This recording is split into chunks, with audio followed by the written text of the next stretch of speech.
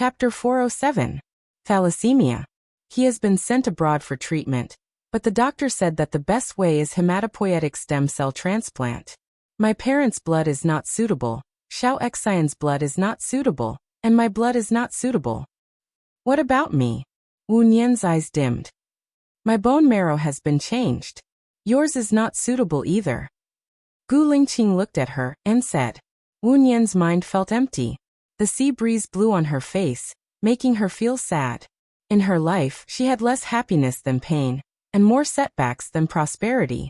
Nothing good had happened to her. Could it be that she had done too much evil in her previous life, and the retribution was on her child? A strange look flashed across Gu Lingqing's face. If we want to save him, we'd better have another child. Wu Nian raised her head and looked at Gu Lingqing calmly. Her eyes were too calm, without a trace of emotion. Gu Lingqing gritted her teeth and sneered. She said sarcastically, "Of course, if you don't want to save him, I won't force you. Maybe you can find a match in a few years, and then you can leave. It's hard for me to get pregnant. You don't have to explain. It's your freedom to save him or not. Anyway, the child has nothing to do with you. You have never wanted him," Gu Lingqing said harshly. She turned around and closed the door. There was a loud bang. Wu Nian stood outside the door. There was a pain in her heart that slowly flowed into her limbs and bones. It was so painful that she was so numb that she was fixed on the spot and couldn't move. She had been looking for her child all the time. As long as there was a little news, she would try. As soon as she woke up, the first thing she did was to make sure that Gu Lingqing was safe. When she knew that her child was still alive, she was so excited that she cried. She had been in a coma for a long time. It was very painful to take medicine. She knew that she didn't want to see Gu Lingqing, because from the moment she jumped into the sea, she decided not to drag Gu Lingqing down. She wanted to see her child and take care of her child. Now in Gu Lingqing's eyes, she was such a cold-blooded mother. How could she leave her child to die? But she went to the door and knocked. After waiting for a few seconds, there was no movement from the other side of the door. The dog barked and the door opened. Gu Lingqing looked at her condescendingly. "I don't know if the next child can save Xiao Yan, so it's best not to give up on finding a suitable match," Wu Nian said. Gu Lingqing understood what she meant. With a cold face he said in a low voice, "Come in." Wu Nian carried the dog into the house. There was a bed, a sofa, a television, a computer, a water dispenser, and a treadmill in the house. How did you get here? I don't see any boats outside," Wu Nian asked in confusion. "Plane," Gu Lingqing said concisely and sat down on the sofa. He glanced at the opposite sofa and gestured for her to sit. Wu Nian sat down with the dog in her arms. "When will you be free? Let's go to the hospital for a checkup and confirm the day of ovulation," Gu Lingqing said in a low voice. "I'm free at any time." Gu Lingqing looked at her quietly. "For me, having a child with you is just to save my son's life. There is no emotional involvement between us. When the child is born, the child will be mine, and it has nothing to do with you. Do you agree?" Wu Nian nodded. "I also believe that the child will be better with you than with me." There was a sharp light in Gu Lingqing's eyes, with hatred and disgust. "How much do you need as compensation?" Although she knew that he deliberately made her feel bad, which was why he attacked her self-esteem and personality, she really felt bad. "I have money. Thank you for your generosity, Mr. Gu, but I don't need it. I don't know what people like you need. Family, friendship, love? You can watch Xingbatian die, you can send Lu Shuang away with your own hands, and you can even cut off your former love. You don't need anything. Are you a monster? Even a monster can't be so cold-blooded, right?" Gu Lingqing said sarcastically. Wu Nian raised her chin, looked at him with fear, and tried to hold back her tears. She was not afraid of rumors, slander, harm to others, and life and death. Gu Lingqing's words, on the other hand, could directly strike her soul. She might really be a monster. From the moment she was born, she was a lonely star. The people around her, the people who loved her, and the people she loved, none of them had a good ending. "Mr. Gu is not me. Of course, you don't know what I need, and you don't need to know what I need," Wu Nian said coldly. "Before I met you, I never regretted anything. After I met you, I regret everything I did, Gu Lingqing said sharply. Do you regret everything? Wu Nian's strong will was broken into pieces by him. She knew that if she stayed any longer, she would only be weak and crying. There was no need to show these things. She lowered her eyes, stood up and said coldly, I will go to the hospital for a checkup today, and I will inform Mr. Gu when the results come out. She couldn't wait to turn around. Her tears flowed uncontrollably and fell on the dog. Perhaps the dog also felt its owner's pain, and it barked. Wu Nian rubbed the dog, quickly got on the boat, entered the cabin, put down the dog, and operated the computer. Gu Lingqing said that she was a monster. She was a monster. After he met her, there was nothing he didn't regret. That's right. Ever since he met her, nothing seemed to be good. Even if she had tried hard and struggled, in the end nothing was good. Now her child was also sick. When Xiaoyan was alive, she didn't fulfill her responsibility as a mother. If Xiaoyan died, she wouldn't let him die alone. Maybe after death, she could take care of her child. Tears streamed down Wu Nian's face as she designed the return route. The screen sounded an alarm, and she realized that because she left in a hurry, the ladder wasn't retracted. She pressed the button, and the ladder automatically retracted. The boat also started to move, and began to return. She stood at the window of the cabin and looked at the house. Gu Lingqing didn't come out. He was cold, as if no one lived in the house, as if she was no longer in his heart. Wu Nian cried quietly, looking up at the blue sky. Is a person's fate predestined? Destined to be poor or rich? Healthy or sick? Happy or sad? If it was destined, why did she have such a fate? She had never taken the initiative to hurt others. Wu Nian felt terrible. She squatted on the ground, her body curled up, and her tears fell on the floor. Woof woof woof. The dog barked at her. Chapter 408. It was already 5 o'clock in the afternoon when she reached the shore. It was too late for her to go to the hospital for a checkup, as she was still feeling a little dizzy from the flu. She didn't dare to take her medicine, and drank a lot of hot water in preparation for having a child. She lay on the bed for the whole night, feeling dizzy and sweaty. The next day, she woke up at 4 o'clock and couldn't sleep. She cooked porridge and played with Hank the dog on the bed. Unknowingly, she played for an hour and the porridge was already kept warm. She got up and cooked scrambled eggs with tomatoes. The dog woke up too. She fed it some dog food and squatted in front of the kennel. Xiaoqing, I'm going out today. Be good at home. Woof woof. The dog barked. The corners of Wu Nian's lips curled up slightly. She fed him some more dog food and went back for breakfast. After eating, it was only 6 o'clock. She changed into her sportswear. Perhaps it was because she had not recovered from her cold, but her body felt weak. Usually, she would run for an hour or two, but she only ran for 40 minutes before getting off the treadmill. She took a hot shower, changed her clothes, and before leaving, she gave the dog water and set off. At 10 o'clock in the morning, she had already completed the checkup and received the report. Her period wasn't normal, and the doctor advised her to take care of her body. Her ovulation period was from October 5th to October 10th. She walked out of the hospital and looked through her phone. She didn't see Gu Lingqing's number. She remembered that she had already blacklisted and deleted his number. Shen Yan should have Gu Lingqing's number, and so should Stevens. She didn't want to ask them for it. Gu Lingqing would probably contact her later. She put her phone in her bag and went back to bed. She slept again when she woke up in the middle and wanted to sleep again. She was woken up by the ringing of her phone. She had a terrible headache. She looked at the caller ID and answered, "Hello." "Hello, is this Miss Wu Nian?" the other party asked. Wu Nian found the voice familiar. "What's the matter? I'm President Gu's assistant, Zhang Xingyu. We've met before. Do you remember me?" Zhang Xingyu said politely. "Okay." Wu Nian sat up. "Did you forget to contact President Gu? President Gu is very angry right now. Hurry up and contact him.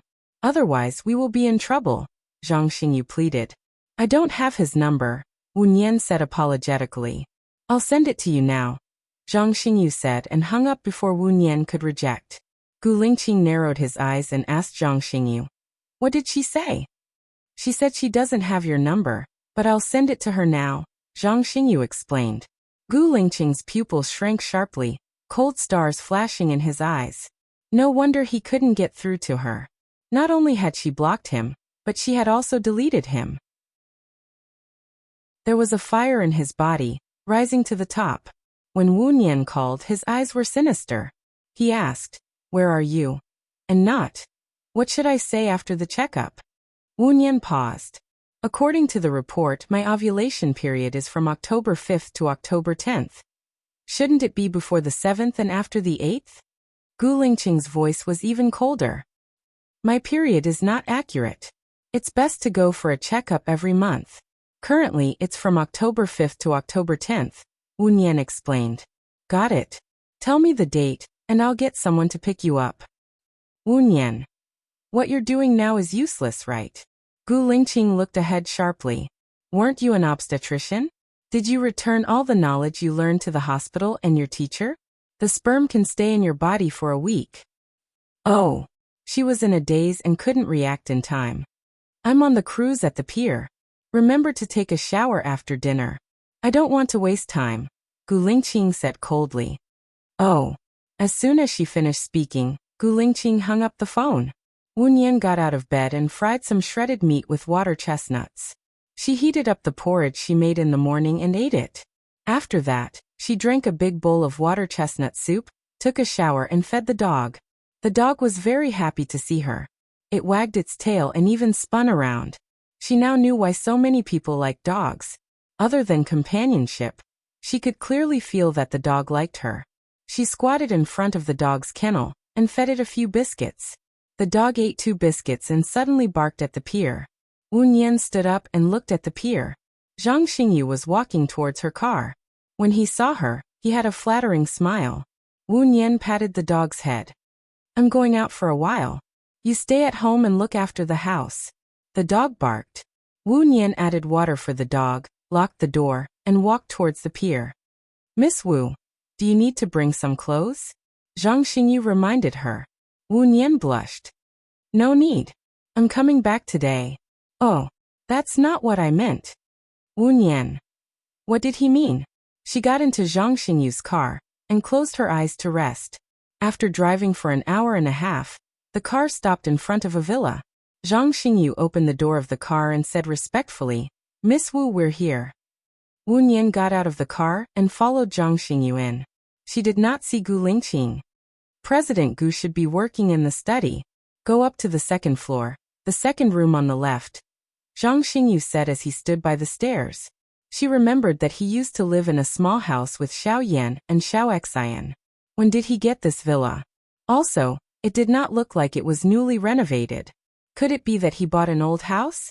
What did it have to do with her whether Gu Lingqing bought a new house or an old house?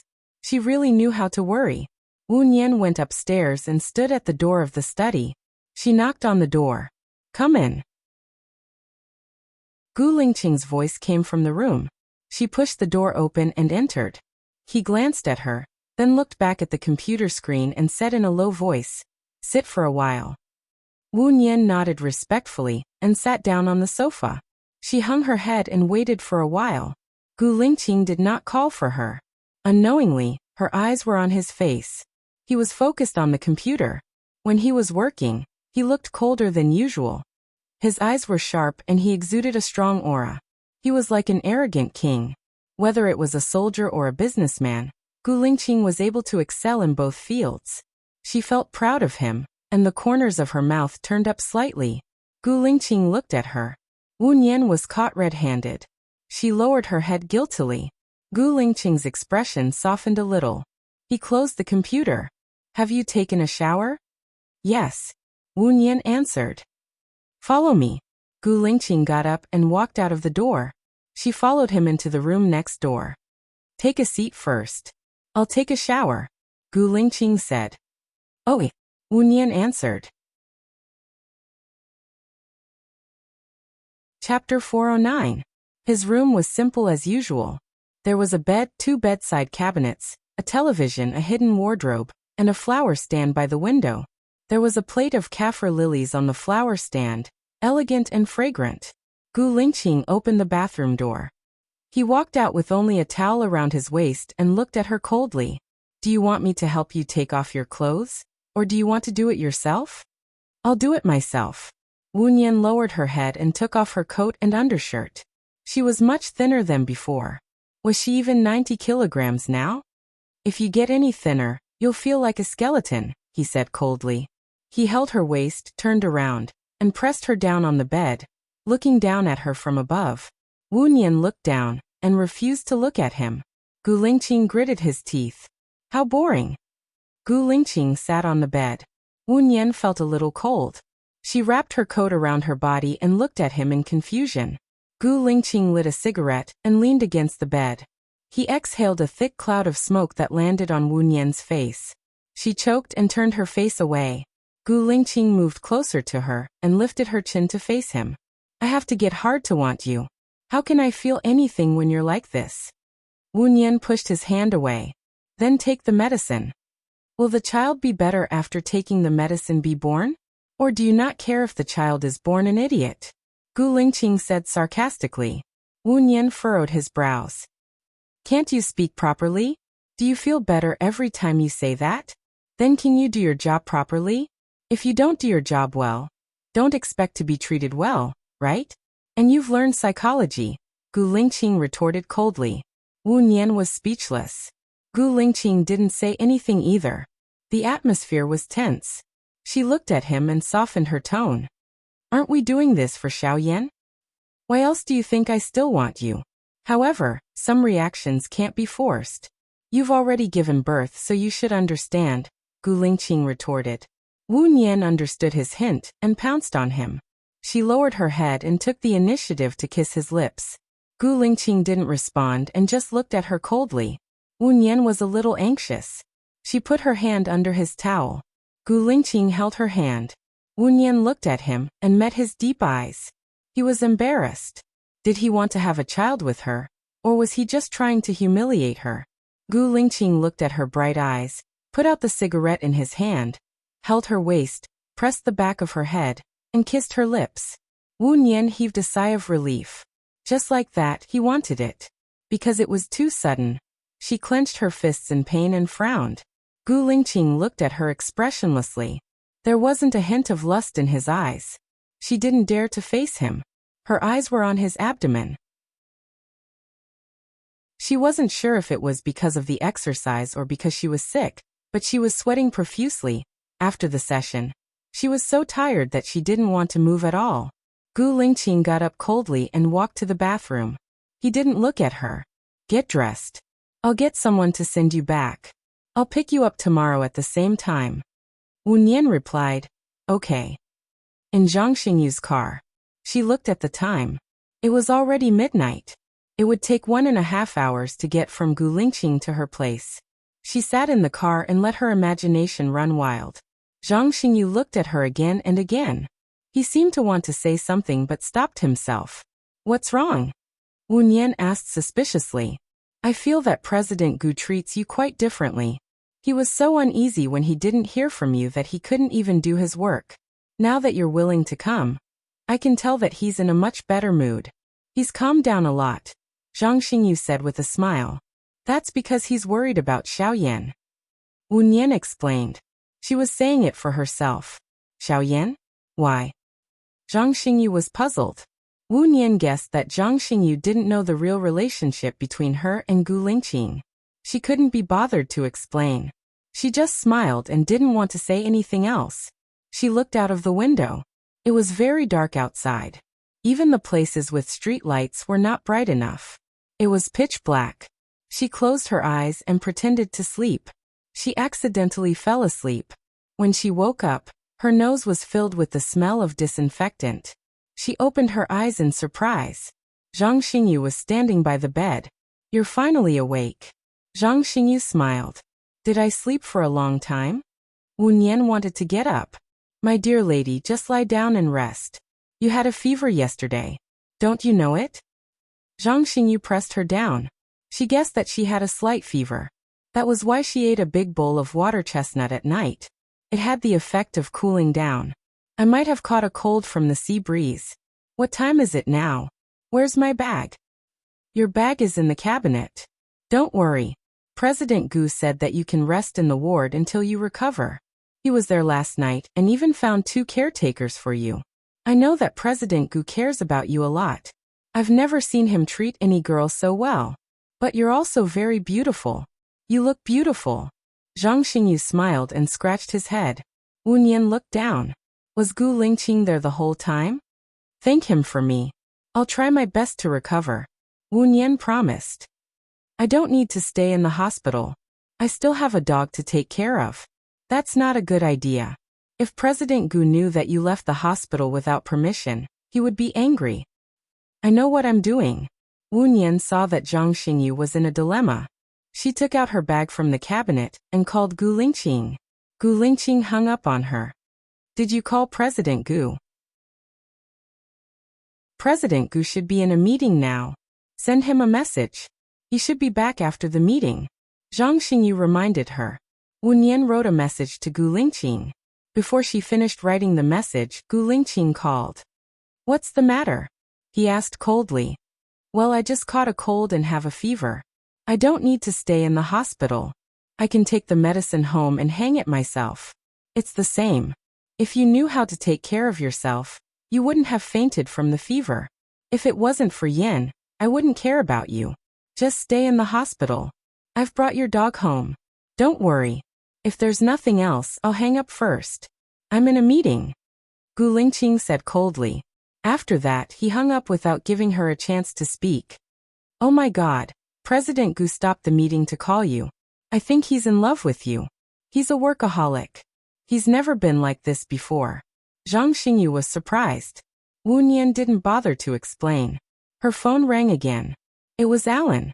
She didn't answer it directly.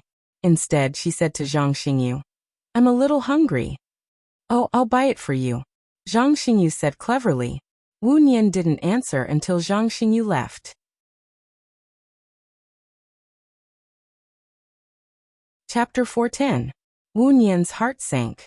What happened? Just now, someone wanted to kidnap your friend, and there was a gunfight. Your friend's mother died trying to save your friend, Alan said. What? Wu Nian's mind was buzzing, and her nerves were numb. She couldn't believe it was the truth, and she was flustered. She wanted to confirm again. You said that Lu Shuang's mother is dead? I'm sorry, I didn't keep my promise. There were a total of 10 of them, and they were all top-notch foreign mercenaries. My men killed 9 of them, and the last one committed suicide, Alan said. Wu Nian was silent, and her heart couldn't take it anymore. How could Shuang Niu provoke these mercenaries? How could these mercenaries know where Shuang Niu was? The only explanation was that the news came from Sheniyan. Wu Nian hung up the phone, and her eyes were red. She called Sheniyan. Sheniyan didn't pick up. She clenched her fists and continued to call. This time, Sheniyan picked up. Did you do it? Wu Nian asked directly. No, I wouldn't hurt her, Sheniyan said. But the news must have come from you. Shuang Niu didn't offend anyone, and she almost died because of you. Wu Nian clenched her teeth. I'm investigating it now, and I'll give you an explanation, Sheniyan promised. What's the use of giving me an explanation? Will Lu Shuang's mother come back to life? We're all sinners, and I shouldn't have told you Lu Shuang's address. If I didn't tell you, his mother wouldn't have died. Wu Nian's heart ached as she recalled the loving look of Lu Shuang's mother. Lu Shuang must be very sad now. I'm sorry. Sheniyan hung up the phone. Before she could grieve, Alan called, and Wu Nian answered. Was it you who told Sheniyan my address? Lu Shuang asked. Wu Nian could not deny it. I'm sorry. Why did you do that? Lu Shuang roared. I regard you as my only friend. I stayed by Sheniyan's side because of you. Because he said he loves you, Wu Nian explained. He said he loves me. Don't you know whether I love him or not? I wanted to get out of his captivity, didn't you know? Even if you want to tell him my address, you have to discuss it with me first. I told you everything, but you didn't tell me anything, and even stabbed me in the back. Are you my friend or not? Now that I think about your help, I feel disgusted. Lu Shuang complained while crying. Wu Nian knew that Lu Shuang was very sad now. She couldn't refute her accusation. I'm sorry. What's the use of sorry? My mother died right in front of me. She even took a bullet for me. For you, I once gave up my parents who loved me the most for 2 years. I hurt them all to protect you. But what did you do? You actually secretly told Shen Yan my whereabouts. What did you want to do? You wanted to kill me. Baya, why did you become so cold and heartless? Lu Shuang accused hysterically. I'm sorry. Apart from this sentence, all her explanations and self-righteousness were blank. After all, it was her fault. She should not have told Shen Yan the address. I'm sorry. I don't want your sorry. I will never forgive you for the rest of my life. I won't let you go either. Lu Shuang roared and hung up the phone. Wu Nian felt as if her heart was being cut by a knife. Blood was flowing out, and her body was so cold as if she had fallen into an ice house. What did she do? Everything she did was wrong. She should have died when she jumped into the sea. That way, Shuangniu wouldn't have lost her freedom. Because of her, she wouldn't have killed Shuangniu's mother. She wouldn't have made Gu Lingqing hate her so much. Xiaoyan might even be fine. It was all her fault. Her fault. Wu Nian burst into tears. She turned around and knelt on the bed. She hit the wall with her head 3 times. She couldn't die yet. Xiaoyan was still waiting for her to save him. She couldn't die yet. Wu Nian knelt on the bed weakly. She let the blood flow down her cheeks. She didn't call for the doctor or ask for help. Zhang Xingyu came back with breakfast. Seeing that Wu Nian had fainted on the bed, he immediately called for the doctor and performed emergency treatment. After some time, she opened her eyes and saw Gu Lingqing standing at the head of her bed. When he saw that she had woken up, his eyes flashed with hostility. He held her chin and gritted his teeth. You can die, but don't kill Xiaoyan. When you give birth to a child with matching blood, you can die like this. But before you have a matching child, you don't deserve to die, and I won't let you die. From today onwards, you will move back to my villa. Wu Nian looked at his hateful, fierce, and disgusted gaze. She pursed her lips and didn't say anything. Her tears flowed quietly. They used to love each other, and they would die for each other. How did they become like this? She should be the memory that Gu Lingqing wanted to erase the most. Why was she like this? Why was she like this? Her family, friends, and lover all hated her. Even if she died, it wasn't good for others to talk about her behind her back. She was in pain. But who could tell her what she should do? It was as if she was cursed by fate. Every step she took would bring destruction. I'm sorry. Wu Nian said these 3 words in a hoarse voice. Gu Lingqing was stunned, and there was a flash of pain in his eyes. The person you should be sorry to is not me, but Xiaoyan. Think about Xiaoyan. He didn't have a mother since the day he was born. Now he has to give up on him. Isn't he too pitiful? I didn't want to give up on him. Then what are you doing now? You killed yourself by hitting the wall. If you found out later, you would have died. Gu Lingqing said angrily. He clenched his fists so tightly that the veins on the back of his hands were bulging. I didn't want to kill myself. I'm just too sad. I killed Lu Shuang's mother. Shuangniu could have taken her parents away and started a new life. It was me who told her address to Shen Yan. Wu Nian explained while crying. Gu Lingqing's eyes darkened. His palms were filled with her tears. You can sympathize and feel guilty for Lu Shuang's mother. Why don't you feel sorry for me? Don't you know how much I've done for you and how much I've sacrificed? It's because you've done and sacrificed a lot for me. So, I don't want to hurt you anymore. My existence is just a burden to the people around me.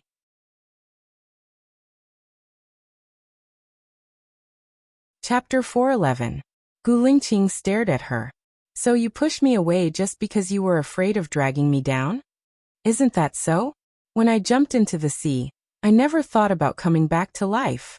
Lu Shuang sacrificed himself to save me, and then I killed his mother. If I were to be with you, things might change. You might offend Shen Yan in order to help me save Lu Shuang, and Shen Yan would deal with you. Shen Yan is a ruthless and cunning person. You are just a businessman now. Even if you have your father's support, you might not be a rival. You are just a businessman now. And Su Jieran is a psychopath. If he knew that I am Baiya, he might frame you again. It is not because he loves me, but because he is not reconciled to it. Wu Nian analyzed and gradually calmed down. She seemed to have said something she shouldn't have said when she was emotional. She should have let Gu Lingqing continue to hate her, instead of saying everything because of the pain. Gu Lingqing's eyes became calm. He reached out and wiped the tears on her face. Baiya, you are a doctor. You shouldn't be so superstitious, and you shouldn't have so little confidence in me. If I can't even do this for you, I don't deserve your love. Baiya pushed Gu Lingqing's hand away. I am not superstitious. I am deducing it based on facts. And the result? Did you deduce that Lu Shuang's mother would die? Gu Lingqing asked.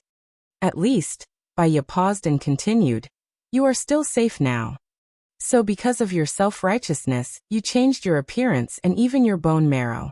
Gu Lingqing's voice became cold. I changed my bone marrow for emergency treatment. Wu Nian explained. The two of them fell into silence. Gu Lingqing stood straight and looked at her with his deep eyes. Baiya lowered his eyes, not daring to look him in the eye. Just like that, half an hour passed. It felt like a century. Baiya, what is life to you? Gu Lingqing asked in a low voice. Baiya looked up at him and said simply, responsibility. What is your responsibility? Gu Lingqing asked.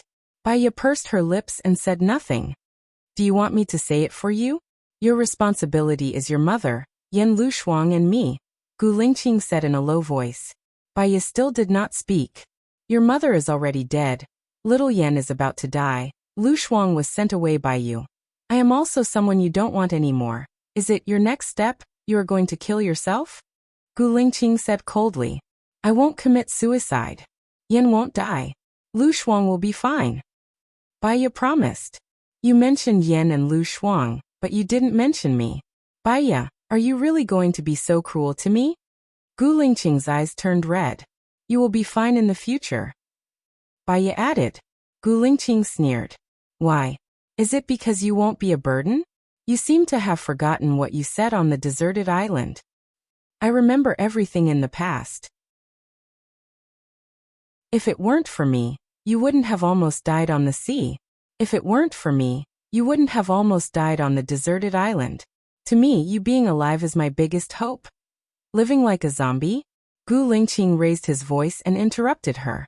His eyes were as red as blood. Do you think I'm willing to live without you? Baiya stared at Gu Lingqing. She couldn't control her tears anymore. Gu Lingqing held her hand with great strength. It was as if he wanted to hold on to her for the rest of his life. His gaze was firm and sharp. I'm also very tired. Every day of this kind of life is torture, hatred, disgust. Either we stay together, no matter what difficulties we encounter. Even if we die together. Or you, me, Xiaoyan, the three of us don't need to live anymore. Our family will leave this world and go to another world. There's no other world. People can't come back to life after they die, Baiya said while crying. Then do you think there's any meaning for me to live? I can't eat well every day. I can't sleep. Even if I close my eyes, my heart hurts like a knife. I want to die immediately to stop this pain. You can find a better one. You also deserve a better one. You can also find a better one. Why don't you find one? Since you've changed your appearance and even your DNA, you can live a new life. Why did you appear in my world? Why did you buy a boat to go back to that deserted island? Why did you risk your life to save me when you were at Stephen's place? Gu Lingqing asked coldly. He asked coldly as his chest heaved up and down unsteadily. Baiya pursed her lips. She couldn't answer and turned her face away. Gu Lingqing didn't let her retreat. He turned her face so that she was facing him. I also want to forget you and live a new life, but I can't forget you just because I want to. Every time I think that you might die, I feel very painful. It's been 2 years. It's not 1 or 2 days, 1 or 2 months, but 2 years. If you don't appear, I don't know how long I'll be in pain. Or maybe one day when I drink too much, I'll die of gastric bleeding again. There was a fluctuation in Baiya's eyes. She heard about him going to the hospital. Later, when Xiaoyan came back, he stopped drinking. Baiya, either we live together or we die together. You choose. I respect your choice. Gu Lingqing said firmly and let go of her chin and hand. Baiya looked down. He didn't give her a multiple-choice question. She only had one choice. How could she bear to let Gu Lingqing and Xiaoyan die? She held Gu Lingqing's arm. You must live well. Otherwise, I won't be able to forgive myself. Gu Lingqing held her hand and sat down by her bed. He looked at her with burning eyes and stroked her tear-stained face with his thumb. Baya, we've experienced life and death, separation and hurt. I only ask for one thing. Don't think about pushing me away again. Otherwise, I may be faster than you think. I may die faster than you think. Baya took a deep breath. She was emotional and hugged Gu Lingqing's waist. I don't want you to die. I want you to live proudly. Promise me, you must live well. Then you must promise me that you will never leave me. Even if we die, we will die together. Gu Lingqing said in a low voice. Baya cried and didn't answer. Either we live together or we die together. I'm not joking or threatening you. I mean what I say. Think about it carefully. Gu Lingqing said and pushed her away.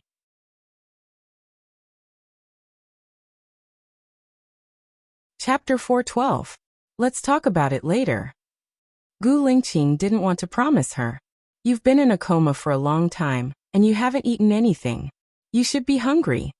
Gu Lingqing's reminder reminded her that she hadn't eaten for a few meals. She hadn't eaten for a day, but she didn't seem to feel hungry. Gu Lingqing turned around and went out. She stared at the white ceiling for a while, wondering how Lu Shuang was doing. She took out her mobile phone and called Alan. How is Lu Shuang now? Baya asked worriedly. She cremated her mother and is not in a good mood. Shiniyan's men are around. They are just watching but not doing anything, Alan said in a low voice. Please transfer them to Country D as soon as possible. Shiniyan has an enemy in Country D, which is the weakest. Relatively speaking, Lu Shuang will be safer there. Moreover, the mastermind has tried to assassinate Lu Shuang twice. This time he didn't succeed, and I suspect there will be a third time soon. Baya said in a deep voice. Okay, I'll transfer her tomorrow. Are you okay? I don't think it's your fault. You've prepared for everything. You just want her to be happy. I've told everything to Lu Shuang. If you want to blame someone, you can only blame me for not doing a good job. I'm sorry. Alan apologized sincerely. You've tried your best. In fact, it's my fault. If I didn't have Shiniyan, this wouldn't have happened. I just thought that Shiniyan loved her, but I didn't consider Lu Shuang's thoughts or discuss it with her. I was self-righteous. You don't have to comfort me. I understand. Baya didn't want to shirk the responsibility. Well, after I send her to Country D, I'll tell you her address. Wait for a suitable opportunity. You can tell her in person that your relationship is so good, and she will forgive you. It's precisely because she's good that the damage is magnified. After you send her to Country D, don't tell me her address. I don't know, and it's safer for her. Baya said apologetically. That's fine too. You don't have to be too sad. Perhaps this is her fate. I hope she'll be fine in the future. Baya saw Gu Lingqing coming in from the door. I'll hang up first. Thank you. You're welcome. You might be Grandpa Tang's granddaughter. I should help you. Alan hung up the phone. Gu Lingqing put the dishes on the bedside table and asked tentatively, Alan's call. I asked him to take care of Lu Shuang. Baya didn't deny it. Baya, would you rather ask someone else to do something for you than me? Gu Lingqing said coldly. Because I have a selfish motive. Gu Lingqing paused and roughly understood what she meant. She opened the plastic bag and said in a deep voice, I won't allow it in the future. Your man isn't so useless and useless. Baya felt warmth in her heart. She reached out and hugged Gu Lingqing's waist. She leaned her head on his waist. I don't think you're useless and useless. In my heart, you're amazing. I just don't want you to be in any danger. Gu Lingqing looked down at her thin and weak body. Her eyes softened a little. I'm not afraid of danger. I'm just afraid that you won't trust me. On these 2 points, we must balance and be on the same page. I won't do it in the future. I'll tell you everything. Baya said softly. Gu Lingqing moved her hand away. I've heard this sentence before. I don't know when you're telling the truth. Baya twitched the corner of her mouth. That's right. There were too many hypocritical words and lies. Even she herself felt that what she said was untrue. She might as well stop talking and look at the plastic bag. What did you buy? You're suffering from a cold and can't eat anything too greasy. I bought you shredded red carrots, tomatoes and eggs and mullet soup. Eat more. You're too skinny now. Gu Lingqing said in a deep voice. She shook the headboard of her bed and placed the food on it. Bai Ye smiled at him. He was still sizing her up. His eyes did not move away, afraid that he would not see her again if he did. You were at Avril's birthday banquet? You weighed 60 kilograms? About the same. At that time, she had just stopped taking medicine and was still quite fat. I felt that I looked good back then. I'm too skinny now. Really too skinny, Gu Lingqing said in a deep voice. Bai Ye replied and lowered her head to eat. Gu Lingqing picked up a piece of fish, removed the bones, and placed it in her bowl. Tears welled up in Bai Ye's eyes. He had always been nice to her. Even though he said bad things about her before, he was still nice to her now. What did she have to deserve Gu Lingqing's love? She sniffled and held back her tears. She looked at Gu Lingqing. I can't eat so much alone. Let's eat together. Gu Lingqing scooped a bowl of rice quietly. I bought the villa last time. You usually live there. That place is a bit far away. It's not convenient for Yan and Xiao Xian to go to school. Did you renovate the house after the fire? Bai Ye asked. Gu Lingqing glanced at her casually. You don't live with Yan and Xiao Xian. Bai Ye's heart skipped a beat. Gu Lingqing frowned. Take care of yourself first. Take care of the kids later. I will take good care of myself and you. I promise. Bai Ye said anxiously. Yan is abroad and won't be back anytime soon. Are you going to compete with Zhou Hailan to take care of Xiao Xian? Then when will Yan be back? It's pitiful for him to be alone abroad without anyone to accompany him. The medicine in our country is very advanced. She wanted to see Yan. Yan's foster parents have been hired by me. They are taking care of Yan now. He won't feel lonely. They are the people he wants to see and be familiar with the most. Your task is to take care of yourself, Gu Lingqing said in a low voice. She felt that Gu Lingqing did not want her to see Yan on purpose. Yan's condition is very serious, right? Bai Ye asked worriedly. Don't worry. He can live for 3 years under normal circumstances. It's enough for you to have 3 children. Bai Ye saw that he was so sure and did not look like he was lying. She lowered her head and ate. Gu Lingqing picked up another piece of fish for her. If you feel bored, you can come and be my assistant. Assistant? I'm not good at it. I've never learned it. Didn't you have a good negotiation with Mo Shui? Besides, I won't ask you to do too much. At most, you will answer the phone in the office, send me messages, organize some meetings, and occasionally accompany me to socialize. I won't ask you to drink.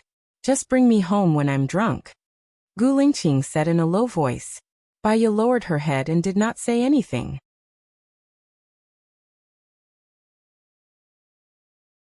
Chapter 413. I don't think that's a good idea. Bai Ye was not ready yet. Why not? Gu Lingqing asked, staring at her coldly. I think it's better to be an assistant. Marriage is a bit too rushed. Of course you're not in a hurry. You're not even 30 this year, and you have a lot of suitors. Su Jiaran and a British aristocrat are gone. Maybe another one will appear. Gu Lingqing said in a strange tone. That's not what I mean. If I'm married, I'll feel uncomfortable being an assistant. Why don't I wait until I'm pregnant? First, I have time to prepare. Second, I can do nothing at home when I'm pregnant. Otherwise, I'll just stay at home and have nothing to do. Bai Ye explained. Don't worry. I won't let anyone know that we're married. Gu Lingqing said in a low voice, and his eyes turned cold. Or do you have other thoughts? You don't want to marry me? No. Bai Ye replied. Give birth to the child. We'll be together for 3 years. 3 years and 2 years. We can get married. That's it. When you're discharged from the hospital, bring the marriage certificate. I can keep our marriage a secret until you want to make it public. Gu Lingqing said domineeringly. She seemed to have no reason to refuse. She had already decided to be with him. If they didn't get married, She wouldn't feel guilty. However, she was still worried. Maybe it was because she had suffered too many losses. Gu Lingqing held her hand. Nothing will happen. I promise. Even if Su Jiran wanted to kill me on the deserted island, I survived. Trust me. Baiya nodded. Okay. She lay in the hospital for 6 days. Gu Lingqing let her out of the hospital after the doctor checked her again and confirmed that she was fine. He drove to the villa area. She looked out of the window and glanced at the time. Are you sure I usually live in the villa area? It's a bit far and I'm alone. Who said you're alone? I usually live there too. You get off work at 4:30. There's no traffic at this time. You don't want others to find out, right? It's safer there, Gu Lingqing said while looking ahead. You also live there? What about Xiao Xian? Baiya was surprised. She thought that Gu Lingqing usually lived with Xiao Xian and only visited her occasionally. Xiao Xian has his mother to take care of him. I've arranged a nanny, a home tutor, and a family doctor for them, Gu Lingqing said coldly. Oh, Baiya replied. Gu Lingqing looked at her. You care about Xiao Xian? Baiya shook her head. First of all, you don't want this child. Secondly, even if you want it, it's your past. I was married in the past. Xiao Xian is your child, and you should take care of him. There are many things that are beyond our control, and there is no better solution. Let's maintain the status quo. Gu Lingqing held Baiya's hand tightly. Just don't make me angry in the future. Baiya didn't say anything and let him hold her hand. She looked out of the window leisurely, enjoying the rare moment. After driving for a while, Gu Lingqing stopped at the entrance of a supermarket. What do you want to eat for lunch? I'll make it for you. I'll make it for you. What do you want to eat? Baiya unbuckled her seatbelt. Gu Lingqing smiled. I'll eat whatever you make besides the crayfish. He got out of the car and wanted to open the door for her. She opened the door herself. He locked the door, walked in front and pushed the trolley. Baiya remembered that he liked to eat braised pork with preserved vegetables. She specially bought the best streaky pork, Artemisia selingensis, spinach, cucumber, tomato, and eggs. This is the supermarket closest to the villa. You can buy vegetables here every time you pass by, Gu Lingqing said as he pushed the trolley. Okay. They went to pay the bill together. Baiya blushed when she saw that it was a box of birth control products. She took a box. Aren't you going to have a child? Gu Lingqing looked at her. Haven't I been on an anti-inflammatory medication these few days? I can't have a child within a week. I'm still in the ovulation period, Baiya explained. Gu Lingqing looked at her with a strange look in his eyes. He took another box. Baiya. She lowered her head and looked left and right to ease the awkwardness. The waiter paid the bill. Gu Lingqing carried the plastic bag. She walked behind him, deliberately keeping a 1-meter distance. Gu Lingqing stopped and waited for her. Why are you so far away? We're going to be husband and wife soon. What's wrong with buying condoms together? It was indeed not a big deal, but she was embarrassed. She walked to his side awkwardly. Gu Lingqing held her hand and walked until they got into the car and drove back. On the way, Baiya received a call from Alan. She remembered that Alan said that he would only be coming on October 15th. He hadn't arrived yet. She answered the phone in surprise. What's wrong? We've lost contact with Lu Shuang. Baiya's heart tightened and she asked worriedly. What do you mean? Was she kidnapped? Where's her father? No, she disappeared on her own. She should have other friends in Country D who picked her up, Alan explained. Baiya breathed a sigh of relief. She had heard from Lu Shuang that she had friends in Country D, but Lu Shuang disappeared this time on purpose so that she couldn't find him. It seemed that she hadn't forgiven her. It's good that she's safe. Thank you. Baiya thanked him. Her mother just passed away and her mood has been unstable. She'll be fine after some time. After all, you're good friends. She'll be fine, Alan comforted her. Okay. Baiya answered and hung up. What's wrong? Gu Lingqing asked. Lu Shuang has completely disappeared. I might never see him again in this life. I'm a little disappointed, but I know that this is the best outcome, Baiya said sadly. You have me and Xiaoyan. We'll have other children in the future, Gu Lingqing said in a low voice. Baya looked out of the window. She didn't need many friends. One was enough. One was enough. After a while, Gu Lingqing drove home. Before Baya entered the door, she heard a bark. She smiled. Her dog was here too. Gu Lingqing opened the door and the dog ran out, wagging its tail. It circled Gu Lingqing and looked at her. It was stunned for a moment, then it barked again and circled around her. Baya guessed that it recognized her. She squatted down and touched the dog's head. Xiaoqing recognized me, right? Xiaoqing? Gu Lingqing frowned. Oh, that's Qing from Sunny Day. It's not Gu Lingqing's Qing. Baya stood up and explained.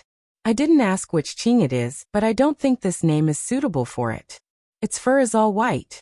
Let's call it Xiaobai, Gu Lingqing said in a low voice. Baya. This stingy man. Then we'll call it Bai Qing.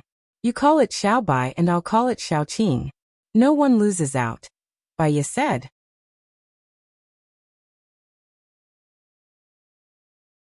Chapter 414. She didn't think of this when she named him. She just thought that the name Xiaoqing sounded very sunny. However, she had always loved him. Baya raised the corner of her mouth slightly and put her hand gently on his waist. Let's be good in the future. Okay. We'll be fine. I'll cook first. I'll call you when it's ready, said Baya gently. I'll usually be in the study. We'll pick up the marriage certificate in the afternoon, said Gu Lingqing. Baya's eyes sparkled. She still remembered that they were very happy when they got married last time. On the day of the wedding, Zhou Hailong came back, leaving her in so much pain that her illness broke out uncontrollably. Now her mental illness was under control, but she still had some lingering fears. Are you going to let your parents know? It depends on you. If you want them to know, then let them know. If you don't want them to know, I'll never let them know. Even if we have a child, it'll only be our child. Gu Lingqing promised. Baya was very touched, and her eyes became misty. Gu Lingqing always put her first. She could feel that he really cared about her. In the past, she didn't want to return to the family, because she was afraid of changing the trajectory of others' lives. But now that she was going to be with Gu Lingqing, the identity of an orphan was too far away from him. Even if they were determined to be together, it was not a matter of two people, but two families. She needed a respectable identity to make the barrier between the two of them smaller. She just didn't know if Mr. Tang would be her grandfather. She had her bone marrow changed. Under normal circumstances, the DNA in the bone marrow, blood, and immune system would change, but the DNA in other places, such as organs and muscles, would not change. When the time came, there should be an instrument to extract it. By the way, the DNA in the egg should not have changed. When the time came, they could do a paternity test by using the egg in advance. If it was possible, they could also breed a test tube baby. That way, Xiaoyan would have a higher chance of being saved. What are you thinking about? Gu Lingqing saw that she was meditating and asked. Gu Lingqing, I'm thinking that since my fertility rate is low, we can have a few children through test tube. That way, Xiaoyan can be saved easily. Baya suggested. Xiao Xian was also born this way. He doesn't seem to have any problems. If everyone had children this way, the world would be in chaos. Baya held Gu Lingqing's hand. We were forced to do this to save Xiaoyan. Besides, we are also using natural methods to conceive. Anyway, it's not like we can't afford to raise a few more children, right? Gu Lingqing looked at her deeply. Little Ya, promise me, no matter what happens you won't leave me, and you're not allowed to be angry. Xiaoyan, Baya said looking at him. Xiaoyan is Xiaoyan. Xiaoya. Xiaoyan is not sick. Gu Lingqing said. Baya was stunned. She let go of Gu Lingqing's hand and looked at his eyes. He looked a little uncomfortable. If I didn't do that, you would definitely leave me. Maybe you would leave me forever. You lied to me. Baya understood. No wonder he left Xiaoyan abroad and didn't let her see him. She was annoyed and punched Gu Lingqing on the shoulder. Do you know how worried I was? You lied to me and didn't let me take care of Xiaoyan. Gu Lingqing, you went too far. Gu Lingqing clenched her fist and said helplessly. Didn't you go too far? You pretended not to see me. Even when we met on the deserted island, You wanted to leave immediately. Are you going to let me have children all the time? Having children is not my goal. But in order to keep you, I am going to keep saying that the children are not suitable for you. Gu Lingqing was honest. Baiya pulled her hand out and turned her face away. Gu Lingqing hugged her from behind. I don't know what to do either. You're not willing to be with me, and you have other plans when you face me. You're not even prepared to tell me. Even when I'm angry, insulted, and hurt without restraint, you're determined to leave. Baiya, when we were together, we were still young. Now we are going to be middle-aged. Life is only a few decades. I don't want to waste time chasing after you. Let's be together. Baiya listened to his voice and gradually calmed down. Compared with Gu Lingqing, she had made more mistakes. Only by giving people a chance to turn around could she have a bright future. She was not angry with Gu Lingqing. She turned around and hugged Gu Lingqing, leaning her head on his chest. Can you let Xiaoyan go home?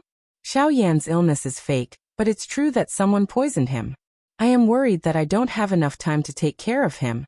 So I sent him abroad and let his adoptive parents take care of him. If you want to see him, I can take you there. But wait for me to arrange it. And it's better not to do so for the time being. In case someone follows us. Poisoned? Is it Zhou Hailan? Baiya was worried. Gu Lingqing shook his head. No, my people are watching Zhou Hailan closely. It's not her. Xiao Xian. Baiya felt a little creeped out when she thought that such a young child could learn how to poison people. No, I have people watching him and Zhou Hailan. Baiya was worried. Then who could it be? I found an old servant on my mother's side, but the old servant had already committed suicide. I checked the old servant's family, and they had all immigrated to country X 3 months ago. I asked my friends over there to check, but they didn't find the old servant's family. I suspect that they might have changed their identities. They disappeared into the crowd. It's more likely that they were killed, Gu Lingqing guessed. Then who could it be? Why would they want to harm Xiaoyan? Xiaoyan is still so young. He doesn't have any enemies. If they want to deal with you, why didn't they target you? Baiya was confused. I don't know. I can't find out. It's just like when Xiaoyan went missing. Then how did you find Xiaoyan? Baiya was surprised. During that period, I drank every day and went to the hospital with gastric bleeding. Someone sent Xiaoyan to me and said that he was my son. I did a paternity test. I also asked Xiaoyan and your mother to do a paternity test to confirm that he was our child. So those people sent Xiaoyan to you because they were afraid that you would die.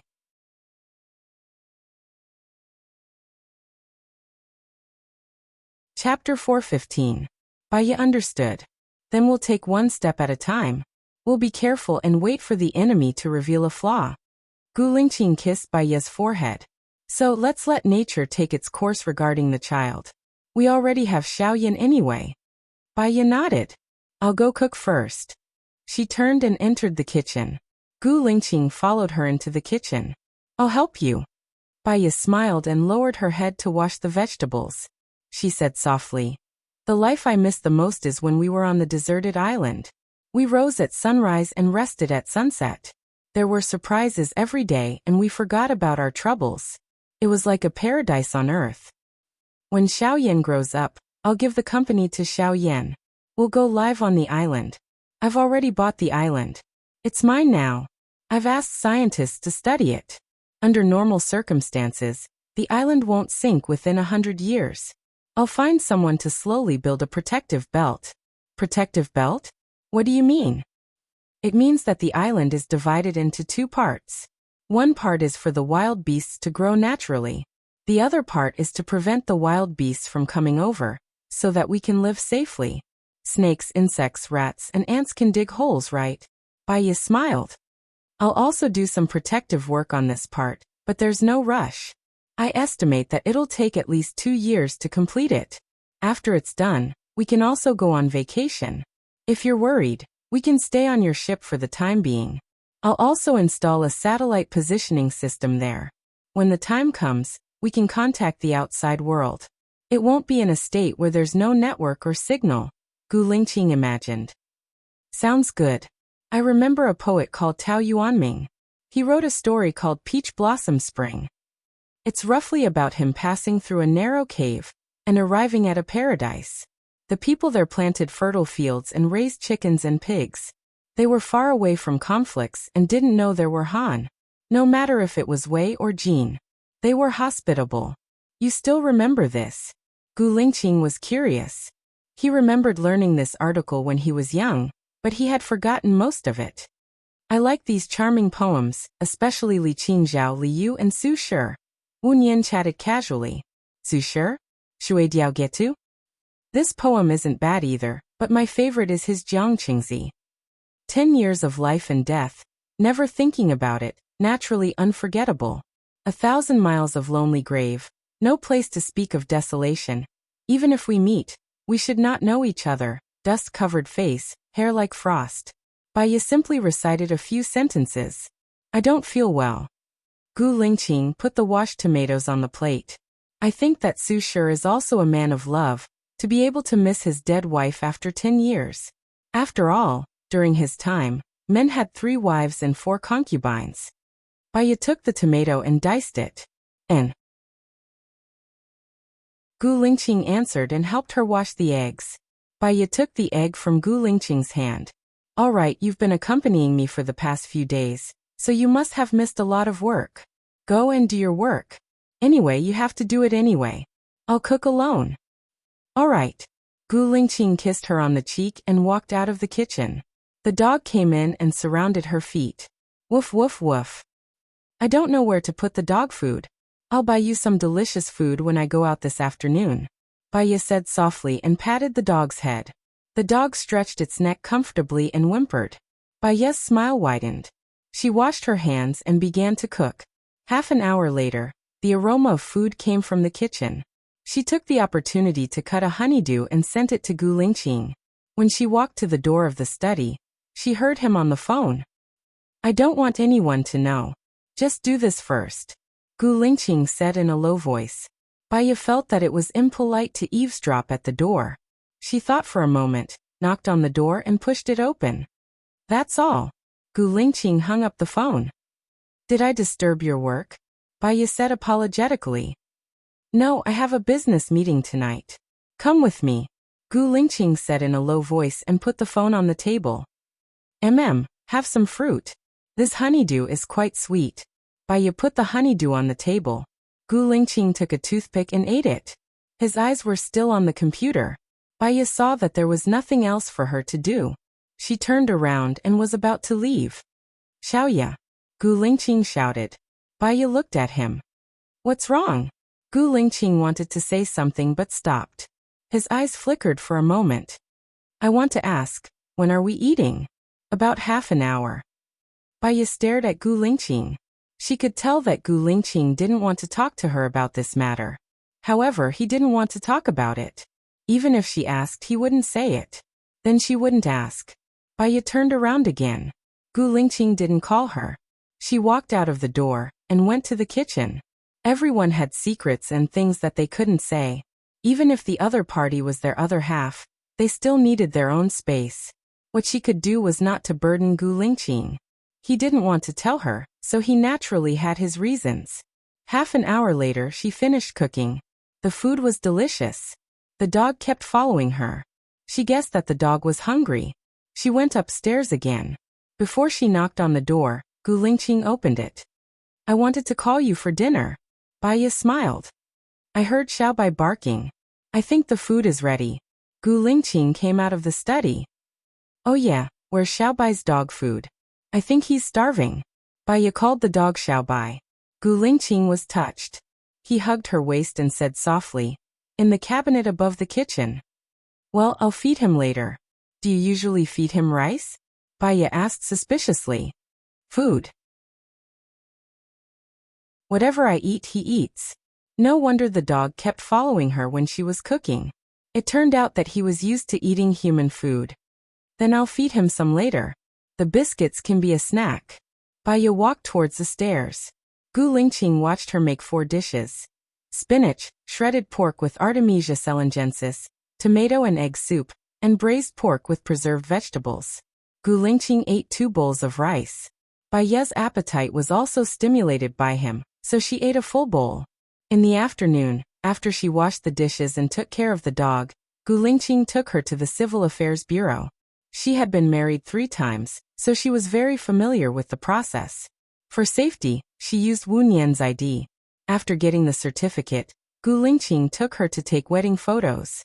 The reason was that the wedding photos were only for collection, and he would only hang them up if she agreed.